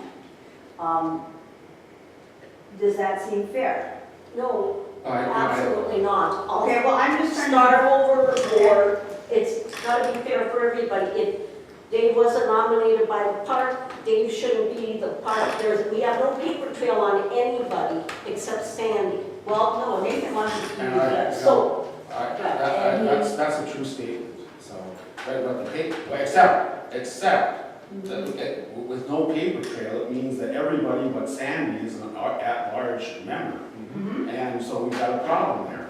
And so, what we need to do is have the planning commission make a nominee, and we need to make this position vacant. The last appointee was Nathan Anderson. He should not be on the HDC. The planning commission should make a nomination on the basis of what is shown here to us this evening to the president, and then the president can decide whether to go with that nominee or not. And if he does, then the council can act to approve or disapprove.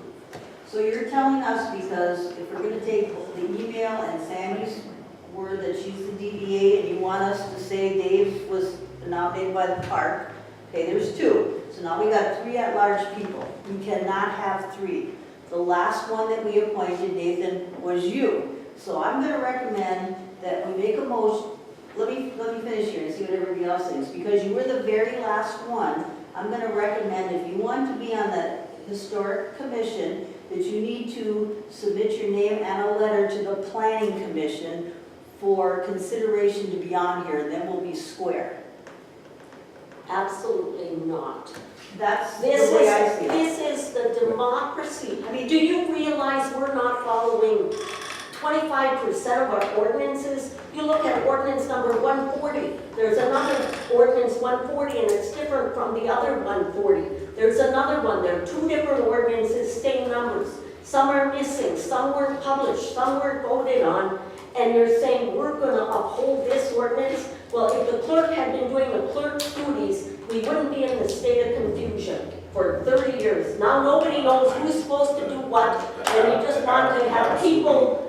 She's out of order. She's out of order. To start solving the problems Really? with these. Well, he's responding to it, and I'll give you an opportunity. So clearly, we should start now to observe our ordinances. And the issue here right now is, are you going to observe the ordinance or not? Apparently, Peggy knew at this meeting that there was a recommendation from somebody on the HDC. No, I did not. Okay. Joe knows that you knew.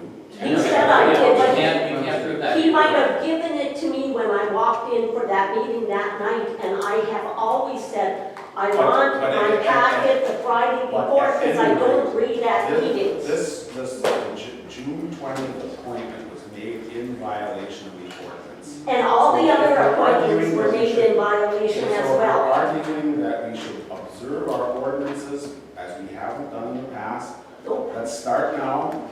My opinion is that we have, that the council appointed somebody it shouldn't have appointed because it had 2 large members on the HDC just before June 20th, just before the June 20th meeting, and there had to be an appointment from that entity that was or a nomination from that entity, apparently the planning commission, for that meeting, and it wasn't done, and so that vote was void. And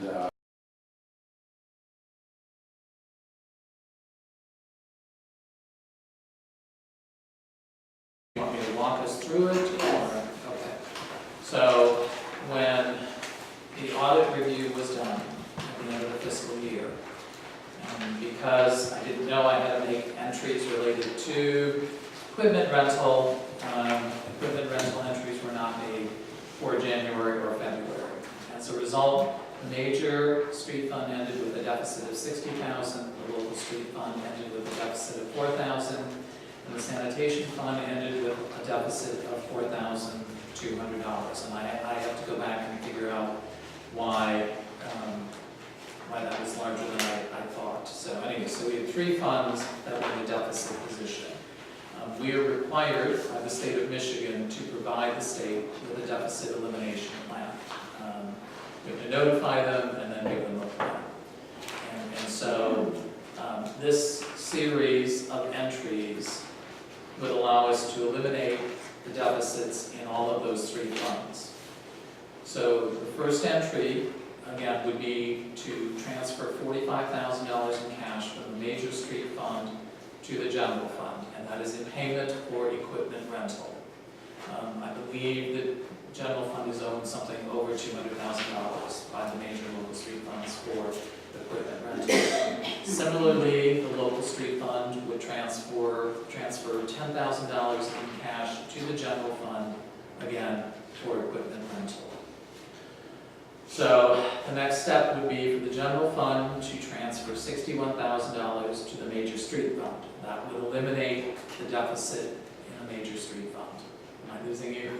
Boy, I lost, I just have one quick question while you're doing this. Is this just a rearranging where the money is? It's not, like general funds going to something else, we're not spending any more money? Right, It's just a right, big it's rearranging. moving cash, it's We're moving it cash, around. it's moving Okay. cash. That's what I thought. Right. So yeah, these become, on the income statement, transfers in, transfers out. So, okay, so.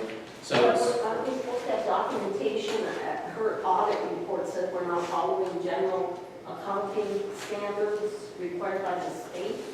So Right, and that to is- do something better than just move something around. Well, that has nothing to do with their deficits.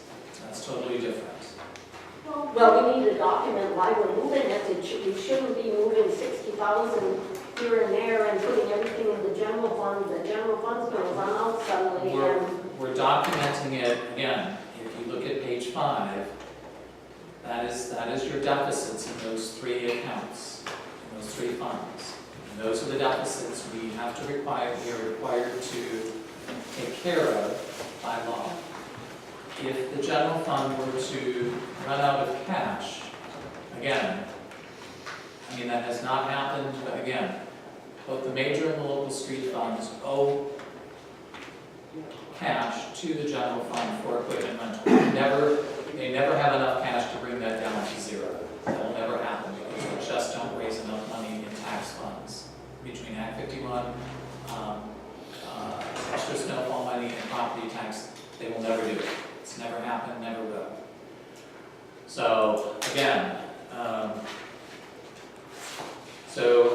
to eliminate the deficit in the local street fund, it would be a similar process. We would take $4,100 out of the general fund and put that into the local street fund.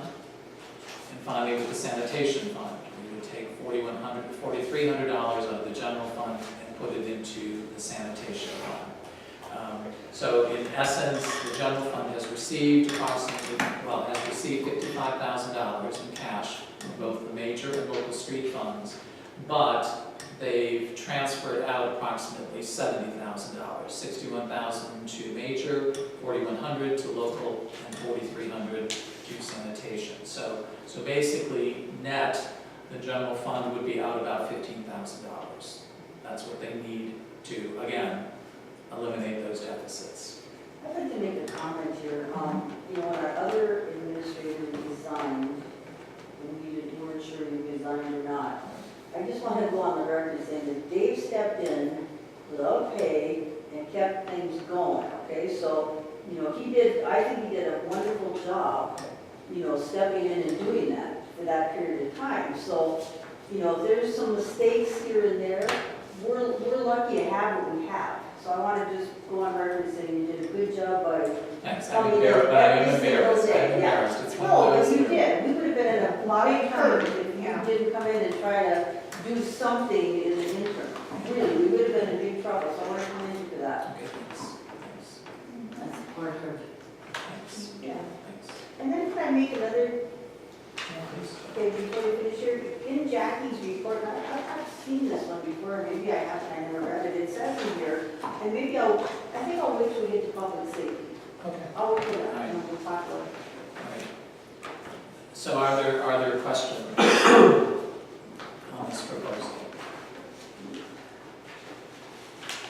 I mean, if not, if you are willing tonight to do a motion to accept it, we can get this going. I'll make a motion to accept.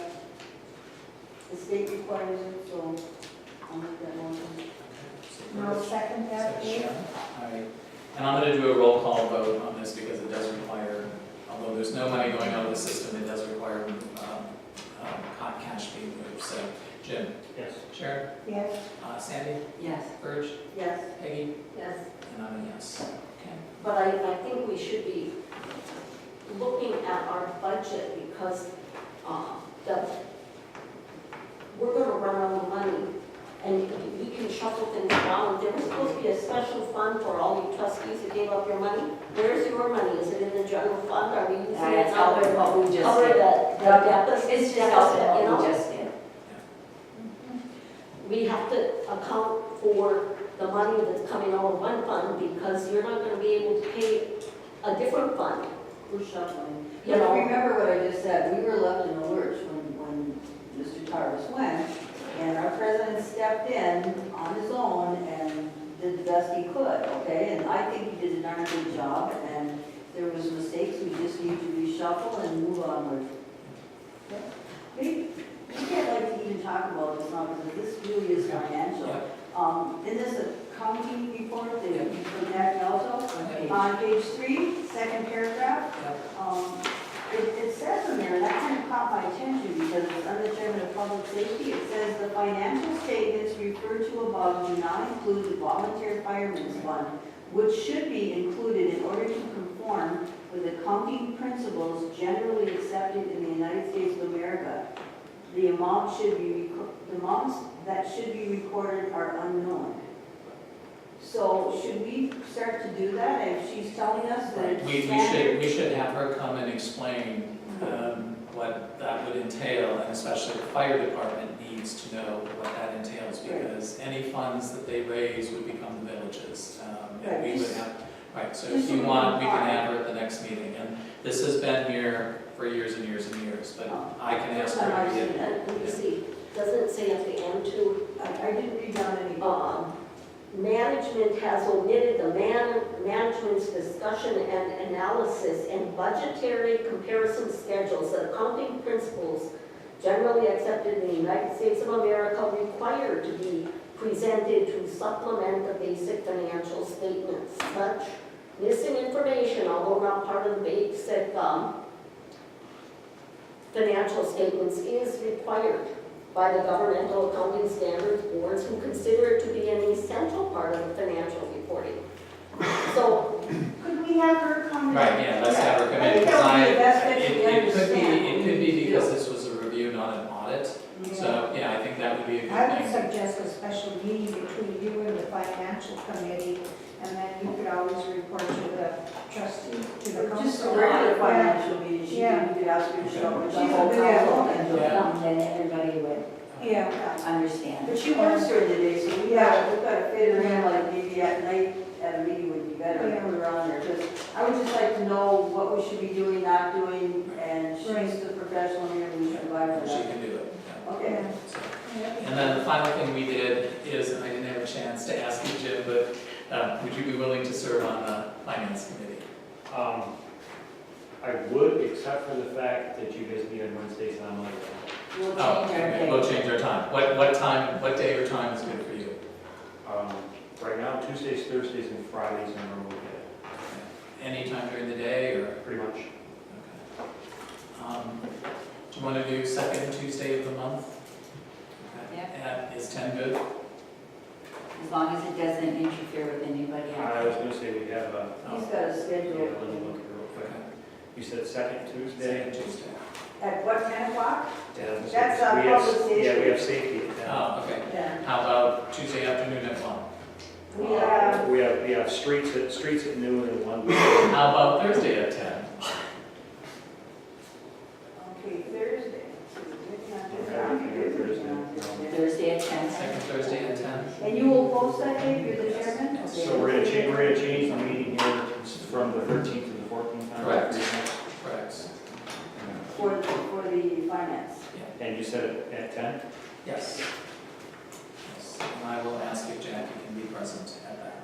Or do you want her present at the full council meeting, or? I thought we were going to do a full council, Full so council. Whatever's the good rest for of them her, would. whatever's good for her, a full council would be nice, but yeah. it might be better for her because it's in the evening. Then everybody could ask their Yeah. questions. I Okay. think it's a Okay, Yeah. we can do that. Okay. All right, so then is, okay, so I would like to appoint Jim Camp to the finance committee, but I would need So is there a motion to approve that appointment? I make a motion to approve that Jim can be selected for the committee. Okay, so that's Sharon. Is there a second? I'll second. Go ahead. I'll second. Okay, Verge? Yep. Okay, if there's no discussion, all in favor? Aye. Any opposed? And finally, is there a motion to accept the Finance Committee report? I'll make that motion to support. Verge? Okay, is there a second? Sandy? All right, all in favor? Any opposed? All right, so the ordinance committee met, and I'm sorry this is taking so long. But we had some people here who spoke to us and were very good at answering questions. And so you have a draft of an ordinance that they put together for us. We spent a lot of time talking about it. That ordinance would allow us to restrict the number of, for example, dispensaries, distributors, processors, growers, etc. So if we only wanted dispensaries in town, we could do that. So at any rate, what the ordinance committee is looking for is some guidance from the council. If you want us to continue to pursue this, we're willing to pursue this, but you've got to tell us. And why don't you guys address the council? And I mean, they did such a good job. Can I pass something up on you? Okay. I'm going to start Roundtree. We own the Zen Garden. And this is just a license procedure and an example of Detroit's application.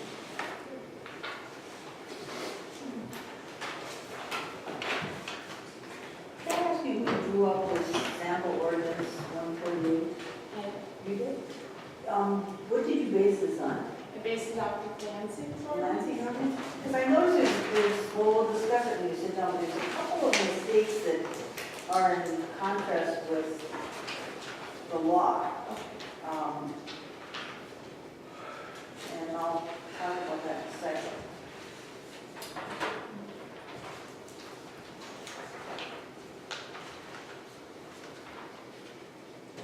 So basically, as you know, we set up a meeting with Rob, who is no longer here, but I made the phone call.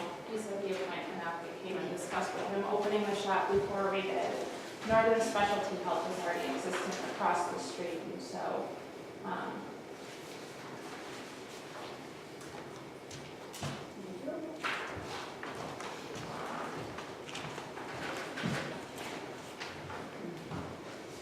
So basically, we'd like to have the ordinance passed through. We've been operating for 9 months with no problems or complications. The state will meet in October to begin licensing procedure in December. And I basically just want to know if you all have had a chance to look through the ordinance and answer any questions or concerns you may have. I have a question. I have a copy of the laws, and I have a copy of the ordinance that you gave us, but there's one thing on page, I guess it's the second page, it would be number 5. It says for number 5, the applicant and for each stakeholder of the applicant, an affirmation that he or she has not been convicted of or pled guilty to a felony involving controlled substances within the 7-year period. The law, which I have here, says 10 years. That's for violent crime. It's 5 years for substance abuse Because this, No, yeah, you're right. No, you're correct. It's 10 years for felony, yes. it is 10 years. Yeah, for it's felony. 5 years for a misdemeanor. 5 years for mystery, yeah, okay, because so that will have to be addressed. And, I'm trying to read through this, and there's some crimes that people have been convicted of that will prohibit them from being a part of this, okay? And it's stated in here too, that those would be violent crimes. I think drug-related crimes. Yeah. Violent crimes. Okay. It doesn't prohibit them, it puts them on the On the mark. bad list? It puts them on, there needs to be a period of time between their conviction, I believe it is. The other thing is, the board that is still going to make some of these laws up hasn't been put together yet. That Laura, that's what I was next. Laura hasn't been put together like completely, they met with their board, so that's been put together, but now they have to work together, and that's why they said in October they'll be working together to have applications ready for December 15th, because that's what the law states, they have to be ready. Because, according to the ordinance and the law, that, there's this Laura is going to be like a state oversight thing. But also in the ordinance, it calls for local fire department and law enforcement to have some involvement there. Now, And I'm not sure what kind of and how much involvement. You need to do a security check of the building. Like how often? Like often, once a year? whatever you guys decide, you're the municipality. If you got them to come in, they will come in. If you want to come in weekly, then that's going to look good, they come in weekly. If you decide for them not to come in, Laura still has, I think it's 77 people they're hiring at first that will be in charge of a task force that will be going around however many, I don't know how many, they haven't decided how many people are going to be count controllers for dispensaries or grows, but they'll be going through kind of like OSHA is with restaurants to make sure that people are following code, being safe, being clean, and if any infractions need to be written, then they're written in, and all those fees and funds get put into the medical marijuana excise fund. Right, which is, according to the law, is like we're supposed to like 3% or something of all those things. Of the state's Well, value, yeah. so all of the state's. Yes. Right. money Well, will be the pulled. 3% is on top of the tax, excise tax that goes specifically on the marijuana, along with the 6% state tax, Like, sales there's a tax. total tax. And then all the fees, fines, applications, all those go into another bigger fund. Right. But this is a statewide fund. I'm concentrating on how is it going to affect this little village? Yes. Everybody who applies to have some of the, at least one of these be a part of this, then they get a kickback out of that state fund. Like a pool, as in you'll be able to draw from the pool. So even though we're small, we'll still be drawing from a large pool. It will be significantly effective for this small area. No, we still, in our first year, will probably. It's going to be minimal the first year. My other concern, and maybe it isn't a concern, is we have a volunteer fire department and, whose volunteer members have full-time jobs. Okay, they're volunteer. And then we have a police chief and a couple of part-timers.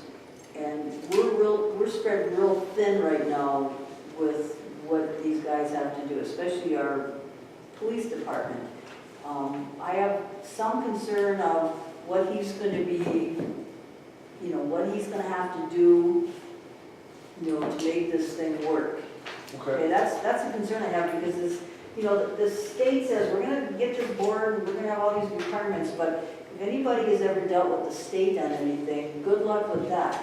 Okay, if they say October, I'll almost guarantee you that they're going to be. There'll be lawsuits if they don't have it done by December. Well, they'll Otherwise, have they're going to have to something push it that back doesn't like make other any- states have. Well, they'll just write up something that doesn't make sense, and then they'll amend it, modify it, whatever, and it would be nice to know before we approve or get going with anything, like, what skin in the game do we have, okay?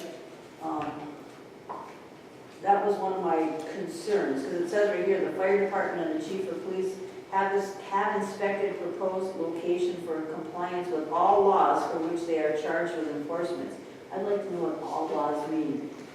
Is it clean? Are there no juveniles there? Does it have a smoke alarm? It goes on and on. I'd like to see a list of what they have to do.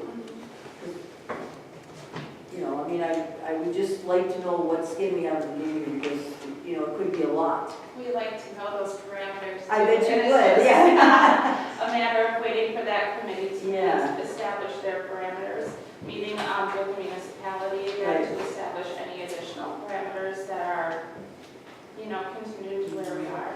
Okay, and then can I ask you another question? It talks about the stakeholders. For instance, it says here the zoning administrator has confirmed that the applicant, which would be the person that's applying for this, is probably the main owner, and each stakeholder. Now, that would be somebody that is like a partner? Yeah, And investor, Stakeholders. Okay, private investor or something like that. Okay, are not a default of the city, which means if somebody applied for this, are they in arrears for taxes? Have they paid their snow removal? Mhm. Have they paid to have their garbage picked up? Do they have anything out there that they haven't paid the village? You know, things like that. So that's what that means, the stakeholder would be, Right. but you don't have one, okay? No, I don't have a stakeholder, and So- I don't have any outstanding bills, and I don't have a nurse, so I'm free and open to all of that. So the way it's looking now, like if we proceeded with this and actually wrote an ordinance, you have plans of a bigger facility and bigger building. You have no plans of anything like that. I've had that building rented for 2 years, I've put new floors on that custom built desk, I'd like to stay there. And I have to say, I told them I'd go in and look at it, and I did, and it's a very clean, neat place, but they wouldn't let me back because I don't have a card. So I might have to get a card just going back to look. I may have to do that. When I read the ordinance, I thought it was carefully crafted. It has many oversight agencies that would have a business be carefully regulated, and that Laura, that's the licensing and regulation agency at the state, and as a licensed real estate broker, they sent me a letter, they were gonna audit my books. They do a good job. They're the oversight for many different types of agencies and that in the state. So Laura has been very effective. But as I was reading this, okay, you need a license, and if you get a license from our clerk, what would the village charge us a fee? What do other places You can charge? charge up to $5,000.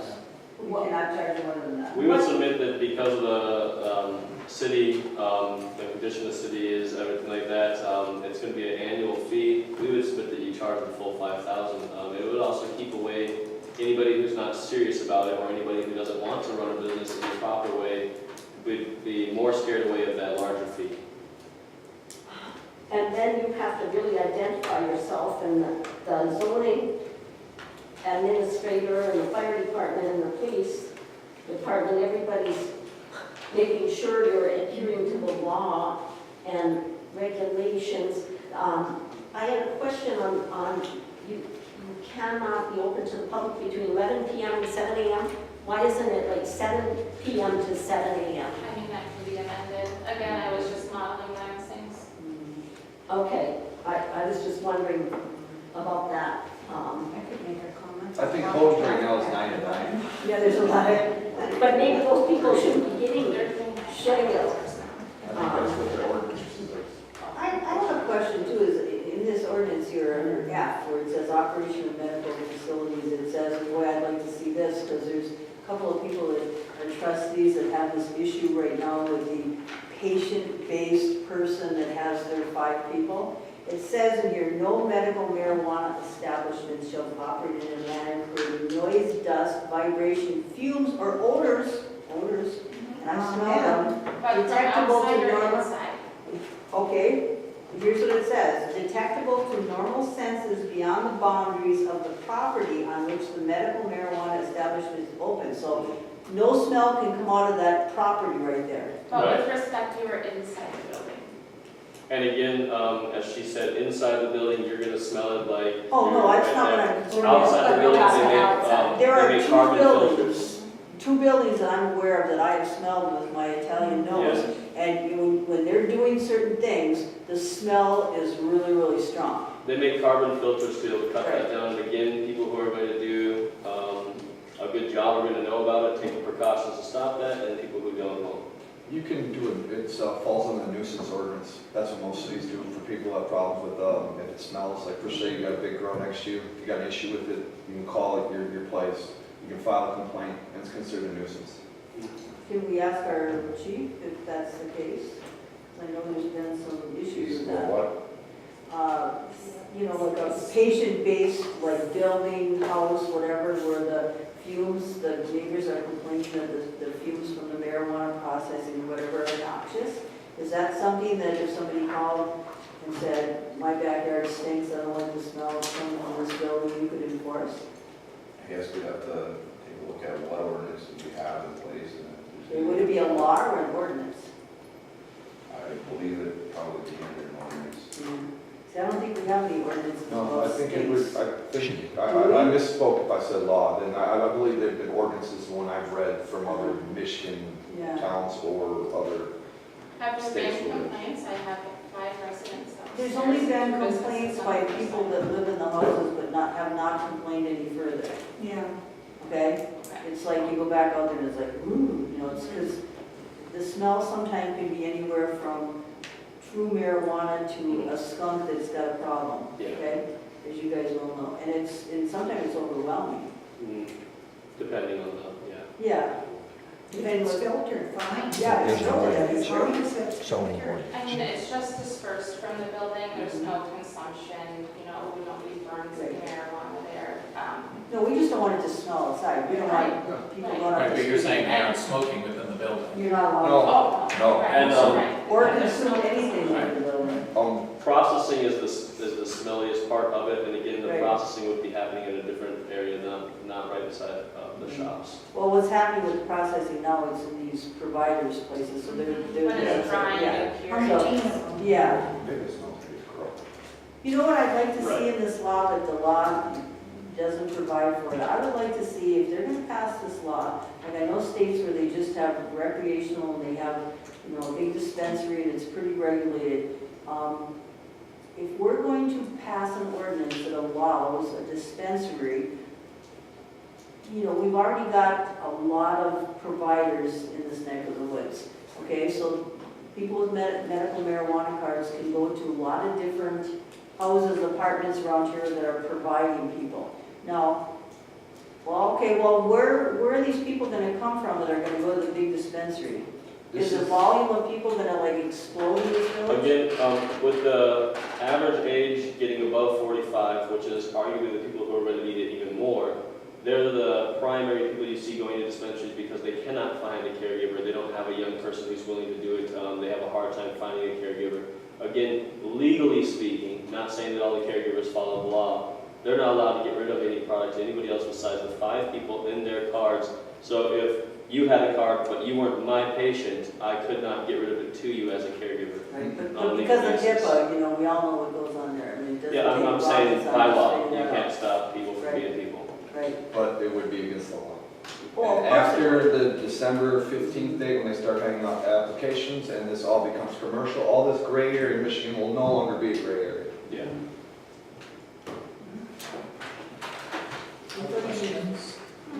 I mean, my own observation has always been, Zen Gardens run a great business. There's no problems.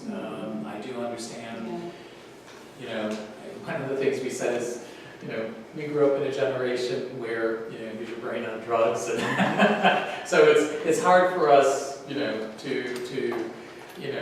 adjust to an idea of marijuana being good for medicinal purposes. And yet, I know people who in fact do use it for that purpose. And as I told you before, my background is healthcare and we approach it in that manner. And again, I think what makes certainly some of us uncomfortable is the idea of having a grower or a processor or a distributor. And if I understand this ordinance correctly, this will allow us to say dispensaries only. Sure. Right. And how many we wanted to. Yep, to start right. with. Yeah. Because the other concern is, and I think everybody here will have the same concern, if you look at Calumet, Calumet is like, we're trying to bring it back to life. There's not a lot of businesses, we've got some, we just have a few good ones, and we're trying very hard to bring that back. And because we're a small area, we're very visible, I have concerns that if we have a big dispensary, it's going to be like in your face, and people are not going to want to come and open up businesses because it's going to be noted for that. You see what I'm saying? Because in a big city like Ann Arbor, you can hide these things and people don't even know they're there. Here, it's going to be in your face, in your face. If I may, Sure. same as her shop with Zen Garden, ours is called Superior Remedies. There is no allocation of the fact that we get rid of marijuana. We don't have marijuana in our symbol. Our symbol is an anchor with the medical snakes wrapping around it. Again, with hers as well, it's bonsai tree or something. I can't remember which guy's symbol The is. flower. But we're not going to be pressing, and I would say because of how well that ordinance is written up, and because you can pick and choose, you can also have the people submit how they're going to uphold their buildings and everything. But you can make it to where it's not going to be an eyesore of the community whatsoever. The people who generally don't have medical marijuana cards would probably not even know what the building is, to be honest. So who are you? Are you in your own business around here or Yeah, from we're here? Superior Remedies, so right now what we do primarily is we do caregiving for people individually, and then we work with larger dispensaries down in Traverse City. We bring our overage down there. Due to the fact that there's a large influx of people who need medical rubs, tinctures, our business primarily focuses away from the flower, away from the concentrate, so we focus more towards topical products, ingestible products. We make zero THC products that are for seizures. So we're essentially in the same bed, but completely different. So are you have a business up here then, or you said basically downstate then? Well, yeah, because of the fact that right now all we do is the caregiving. We're what we call a private business, so all of our stuff has to be done. Any of my overage has to be done through a dispensary by law. So we But go you're through- located up here We're located up here. We use Traverse City because they pay a lot more. though? So where are you located up here then? Well, I'm in Hancock, but again, it's not a storefront. It's a private. yeah, private see, he's in a residence. private, like, you know, like, some people have it in their house or their apartment, he's like that, where she is a business. Right. You know, there's, you know, they're like two We're both different. businesses. We're both businesses. Right. We both have to. Well, but they're a little but- bit different. Right. Yeah, they're a little bit different. Well, it's all new to me, that's why I have questions. And then when we open up, We love questions. yeah, and when we open up here, our primary thing is going to be, we also are going to be offering delivery on small time to local people who can't actually drive, people who can't get it. So again, we'll offer another service that they do not offer. But we'd have to okay that, because that would be a Yeah, transport. we'd have that in all our business plan and everything that we Right. submitted to you Yeah. guys. Again, we won't submit a business plan to you guys until this ordinance is passed. There's no point in wasting our time or yours. Yeah, I'm like this. I got another thing too, that just because you guys say that, say you pick group X and allow them, they still have to send in everything to the state, just as if we were like a liquor store or bar, or just because you guys say it's okay, doesn't give full power that it's okay. They have to go through rigorous test, background checks or whatever with the state, and pay them a fee too. If we do this, what about federal law? They can come in anytime they want. Now, as of now, and again, Well, I'm. it can change. As of now, federal has stated they are not going to interfere with any of the states who are doing medical marijuana. But they legally can. Not with, well, they can't spend any money because of the Roe Dosher amendments that the Obama administration, Eric Holder, brought in, and Trump now has decided not to move on that, and Jeff Sessions has too. So you're decently safe. I would have no reservation after being in your shop. I think you're running a wonderful establishment and you're adhering to the And that's what we're guidelines looking and- for. Yeah, we're You know, looking- we can continue to pursue this. I mean, obviously, it would still be up to a final vote, but that's our question is, do you even want us, I mean, I'm with you, Peggy, and I think we should pursue this. I mean, and I don't know how anybody else feels, but. Well, if you can't find another lower cop or the tomahawk road, It shouldn't be a money thing, it should be then, it should be good for the village then. well, both. It could be a win-win. We've already sponsored one of their local hours, All-Stars, one of their MMA fighters, the Copper Country Humane Society, sponsoring Bam Jam next year. You know, if we proceeded with this, we are, just to put you on notice, I mean, this council is probably likely just to approve one to start and see how it goes. No, they're not likely to approve like 5 for transporters or any of the above. I mean, I don't know, I'm just kind of speaking for how I feel about it. Well, transporter and delivering is two totally separate I think things. there's 5 criteria. Yeah, I because understand. transporting would involve armored trucks and all kinds of other things that we're not interested in getting involved with. So again, you you want to, I mean, the next step would be to give this to Jim Tersha and say, could you take a look at it and give us an opinion? I mean, do you want us to take that next step? And again, you're not committing to approving or disapproving it, but that would be the next step. Sorry? Looking into it. Right, right. Yeah, because you can read this to your little Yeah, face, and it just yeah. comes down to what is good for this community, and if the people we approve are gonna run a good business and not make this like, you know, the drug hub of the copper country, because, you know, we got enough problems in this village. We don't need any more problems, we seriously don't. Do you happen to know any other towns around here that are going to? Holden's had Pass an the ordinance ordinance. since 2010, so they'll be another specialty.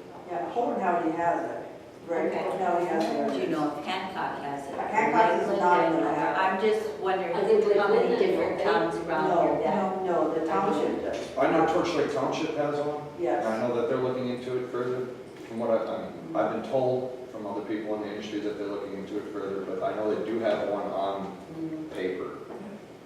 Yeah, and for Hancock, I had presented to Hancock, they had told me that they're waiting till after December to see all the new laws filing in before they make their final decision. I'd be happy to bring the community in or get a community vote if it's the people's interest that you're concerned about. I was just wondering what the interest was in the other communities around here. I did read an interesting statistic recently that in the 2010, when they went through and closed all the dispensaries in some of the places, that the University of Southern California actually saw an uptick in crime. And the reason why they thought it was because of the traffic that no longer is there. And bystanders are the reason why property crime, theft, and those type of crimes have upticked in areas where dispensaries were closed. Banning a dispensary isn't going to remove marijuana from the area at all. I know that. But it does put a lot more eyes and that makes a lot more people nervous. Right, well, that's the thing is, you know, like, how visible things are, you know, because a lot of people get crazy about certain visible things that may be on the street or this or that, and in actuality, there's really not a problem, it's just a visual. But you gotta remember, this community is, Conservative. yeah, conservative, it's elderly, there's a lot of people that have Mishta apartments, you know, there's like all sides of the spectrum here, you know? We're just asking that people that do find relief from medical marijuana to be able to obtain it safe, clean. They can trust that all of our products are lab tested for pesticides, mold, potency. We did that ahead of the time when it's actually required to. And we're the first ones in the area, and now everybody's doing it. Because there are more communities and townships and cities and villages that have written ordinances that we're aware of. I know Marquette City, they did not, is that my understanding? Marquette City has very strict, weird writing about it. They allow one private club called the Happy Carrot. It is written up as being a very, very, very back, hidden, very out of sight. Almost nobody knows about it, facility that has a lot of very strict laws. Greenland's not like that. I don't think so. No, it wasn't on County. As far as up here in the UP, I believe, out in Daggett, I think he's got one going. I mean, more local, like, you know, we know Hope's got one, we know Portage, I believe, Portage Township just agreed to write an ordinance, is that correct? Not sure. I think so. Portage. Yeah, I think Portage Township Portage did. Caregiver Center said that they're approved, Yeah. so. And is that, they fall in Holden or Portage? No, the mall is in the township. Oh, it's in town. Yes, Okay. that's, Yep. because that's what I had read, that they were interested in that particular thing. More questions? Yeah, so, I mean, again, is there a consensus? We should at least get an attorney's opinion on this. We don't need a motion, but, you know, yeah, I mean, if there's no strong disagreement, then we'll continue to pursue it. Thank you. Yeah, Thanks. Sorry. Thank you for being informed. Yeah. So again, other things that we talked about